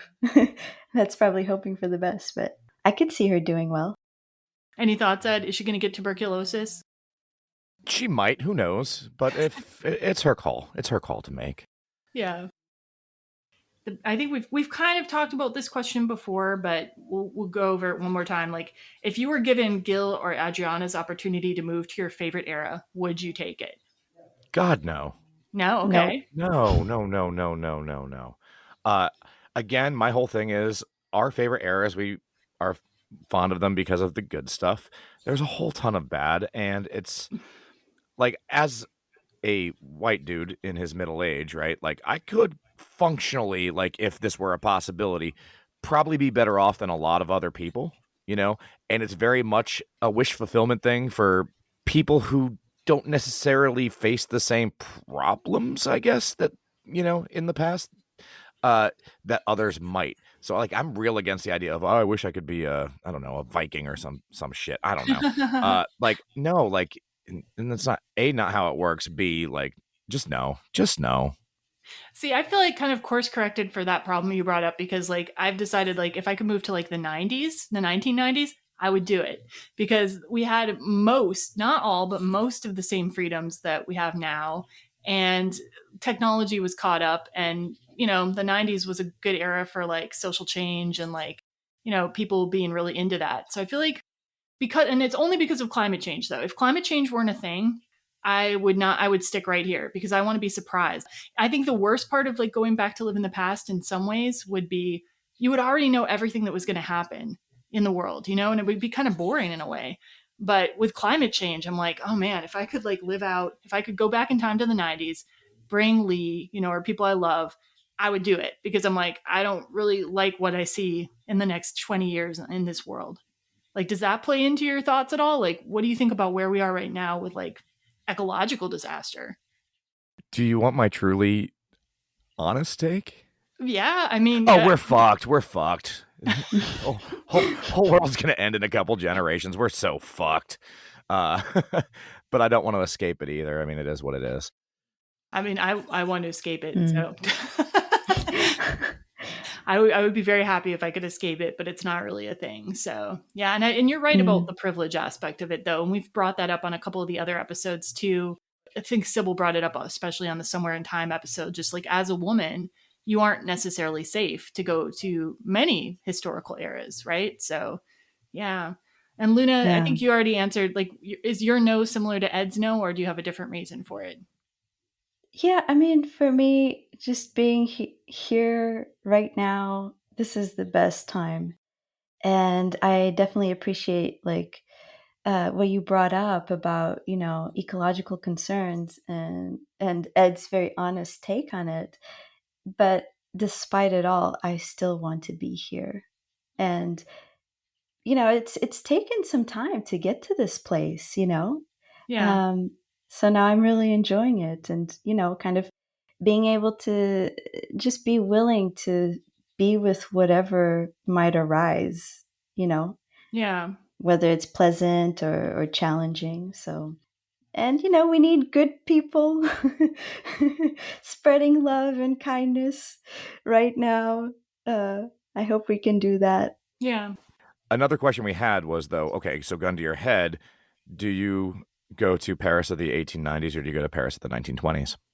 Well, neither of them have antibiotics, so. No, gun to your head. Antibiotics don't protect against that. So Yeah, you got to choose one.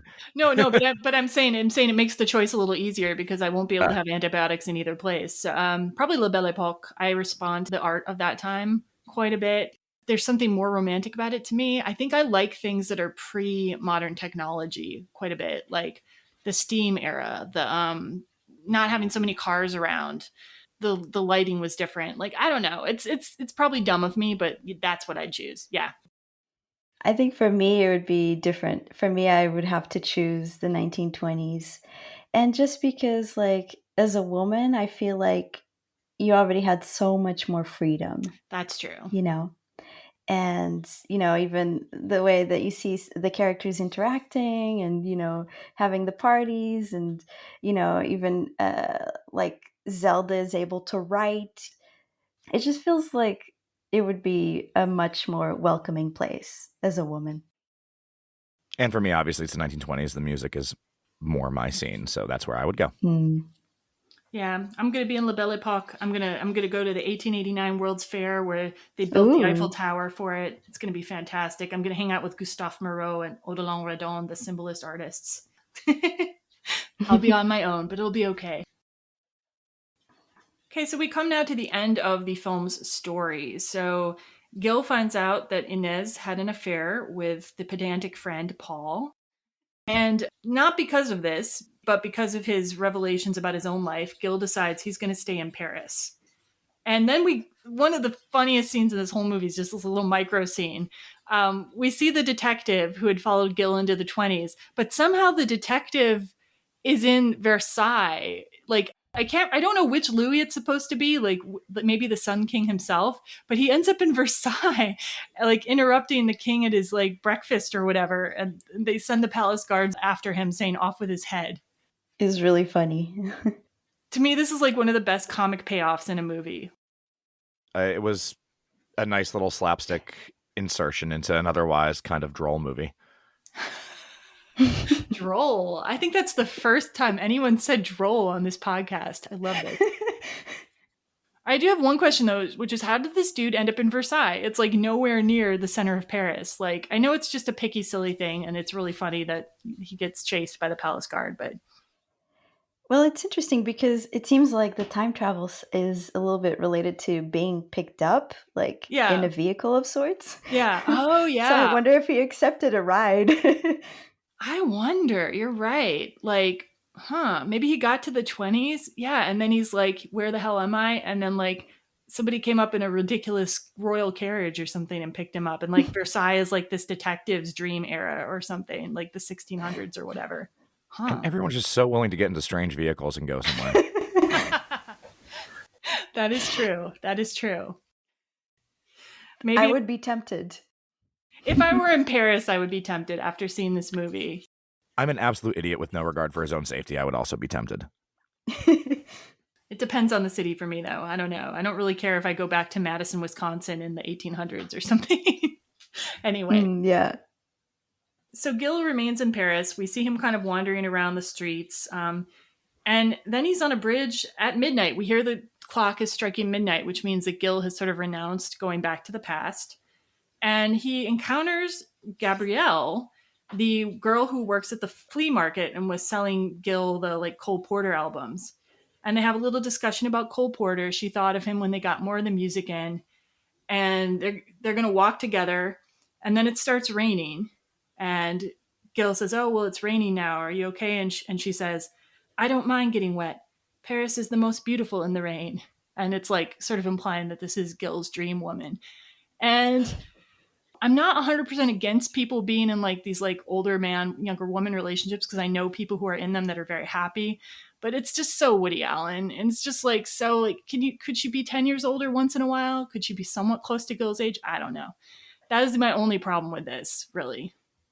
Well, I have a problem with that too now, and I didn't realize that because I honestly, like looking at either of them, I couldn't have told you their ages. Okay. Yeah, I had no idea. Yeah, I am now bothered in retrospect. Yeah. I mean, I don't think the age difference is actually as big as I thought it was. Like, Léa Seydoux looks younger than she is, so there's that. She was born in 85. Owen Wilson was born in 68. Okay.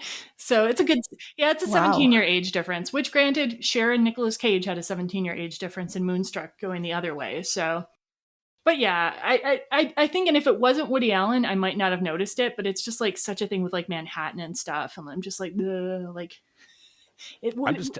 I'm just taken aback to find out that he was born in the 60s. He looks so much younger than that. Yeah, he does okay. Yeah. Anyway, but like, did you like the pairing otherwise though? Yeah, I did enjoy the pairing. For me, Owen Wilson looked so young that honestly, I didn't really notice the age difference as much. Now that you bring it up, I'm considering it. But I think because we spend so much time with this contrast between Gil and Inez, how they're so different and they don't really seem to agree on anything. Yeah. So to just finally have somebody that he could agree with and kind of have a shared moment with like that was satisfying, I'd say. And I disliked Inez so much that anything has to be an improvement. Anything. Yep.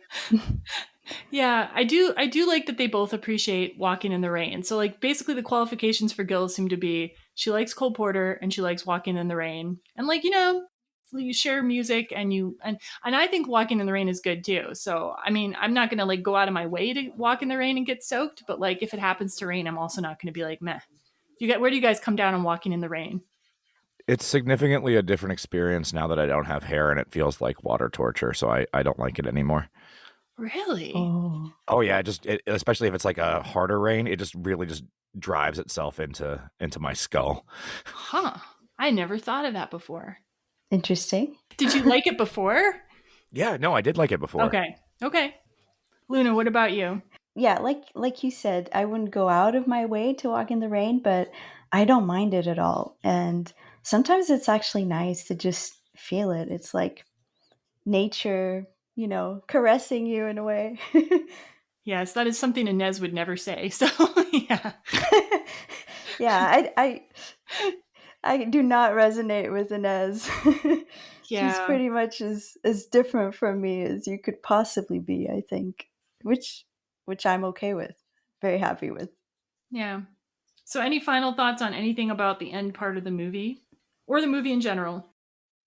My whole thing on the movie is I liked it more than I expected I would going in, and I still didn't really like it all that much in the grand scheme of things. That's interesting. I thought you but when we were first talking about it, I thought you liked it, but we have recorded in 2 parts, so maybe like over time it has faded a little bit. No, I mean I liked it, but is it something I'm going to go back and watch again? Probably not. It has been a rewatch for me, and I think Luna too. Yeah. Yeah. No, I only watched it because you promised me there was Cole Porter in it. Was there enough Cole Porter to be worth your while? There's never enough Cole Porter. All right, so basically, you just need the whole movie about Cole Porter, and yeah. I think we'll find that in double feature recommendations. I think you may be right. Yeah. So I guess we will start our double feature recommendations. So my first double feature recommendation is another Woody Allen film, which is a little bit more fantastical, called The Purple Rose of Cairo from 1985. And I actually went back and rewatched this movie in preparation for this episode, and I liked it like a lot. Like I know I had watched it a ton when I was younger because we had it on like a VHS tape or something, and I'd just seen it a lot. But when I rewatched it, I was like, wow, this is actually just as good as I remembered, if not even better and more clever. Like I caught things that I didn't really get when I was a kid. And basically the premise of this movie is that a woman played by Mia Farrow is living in the Depression with her husband, who's kind of abusive to her. And she goes to the movies every day to escape because at that time, the movies were a lot cheaper and people went to them, as their main entertainment a lot of times. And she goes and sees the same movie over and over again called The Purple Rose of Cairo, with a character in it played by Jeff Daniels, who's this like archaeologist adventurer guy. And then one day when she's watching the movie for like the umpteenth time, this guy starts talking to her from the screen, the archaeologist does. And then he steps out of the screen, and it turns out the character in the movie has fallen in love with her, and he escapes the movie. And it is that aspect of the movie is so charming. Like it's like he runs off with her, and then you also see the people left on the movie screen, the characters in the movie, just have no idea what to do, and it's this like sort of commentary about being characters in a movie. I can't really do it justice, but it's fantastic. There is a romance in it, but more of the point of it is similar to Midnight in Paris, this fantasy of escape, this wanting to be in a different world, thinking your life would be better if you were in the movies. So it's doing that with movies and that kind of escapism rather than time travel. And fantastic movie. Can't recommend it enough. Have either of you seen it? No, but I'd like to now. Yeah, and it's another movie where Woody Allen does not actually act in the movie, which a lot of the movies I like best from his oeuvre or whatever are ones that he's not actually appearing in. So for whatever reason. Okay, and then my second double feature recommendation is Henry and June from 1990. And Henry and June, I'm sure, Luna, you're probably familiar with it. Yeah, I love it. Yeah, it's based on the diary of the same name by Anais Nin. And it's about when she met Henry Miller, the author, and his wife, June, and began an affair with Henry Miller, and conceivably a partial affair with June as well. They were very historically careful with this movie. The soundtrack to the movie, they compiled it from all the music that was referenced by Anais Nin in her journals and Henry Miller in his writing.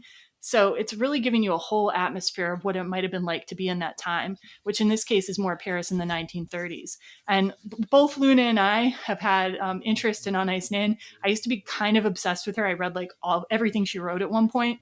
There was a point in my life when I probably would have wanted to be transported to Paris in the 1930s, just because of that fascination with Nin and the fashion and the music and the romanticism of that time. So if you want another movie that captures Paris at a roughly the same time period and gives you a sense of nostalgia, this is a great choice. Okay, so for my first double feature recommendation, I have Somewhere in Time, the movie from 1980, starring Christopher Reeve and Jane Seymour. And this is actually a movie that's been covered on Every Rom Com, so I really recommend that you listen to that. And it also features the theme of time travel, so I think it would pair really nicely with Midnight in Paris. Then for my second recommendation, I have the 1985 movie A Room with a View, which is a story I love. It's based on the novel of the same name by E.M. Forster.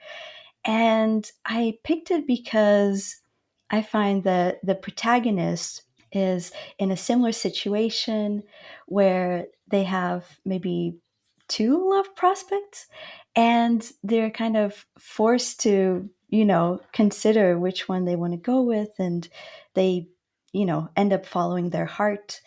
And plus, there's also the theme of kind of being in a different city. So in A Room with a View, instead of Paris, it's Florence. And I absolutely recommend it. Yeah, it's one of my all-time favorites. It's one of the ones I chose for top 5 rom-coms when I was on the Force 5 podcast. So yeah, I love this movie and rewatched it many, many times. Yeah, and the cast is incredible. Oh yeah, as well. So. And then my double feature recommendation, of which there is only one, is 2004's The Lovely, the Cole Porter biopic starring Kevin Kline. Just because I did not get enough Cole Porter watching this, and I'll probably just rewatch that movie yet again and sing along the entire time. And is it actually quite a high quality movie too? Or is it just the Cole Porter of it all? No, it is actually a really well done movie. It certainly is better than Night and Day with Cary Grant. It doesn't straight wash Cole's life. Mm-hmm. And it's really great to hear, so the entire soundtrack is people today doing Cole Porter songs in a very authentic-ish style. So you get Alanis Morissette and Natalie Cole and Elvis Costello doing Cole Porter songs, and John Barrowman. So it's it's really good. Fantastic. Have you seen this one? Sounds amazing. So you haven't seen it either, Luna? No, but it sounds amazing.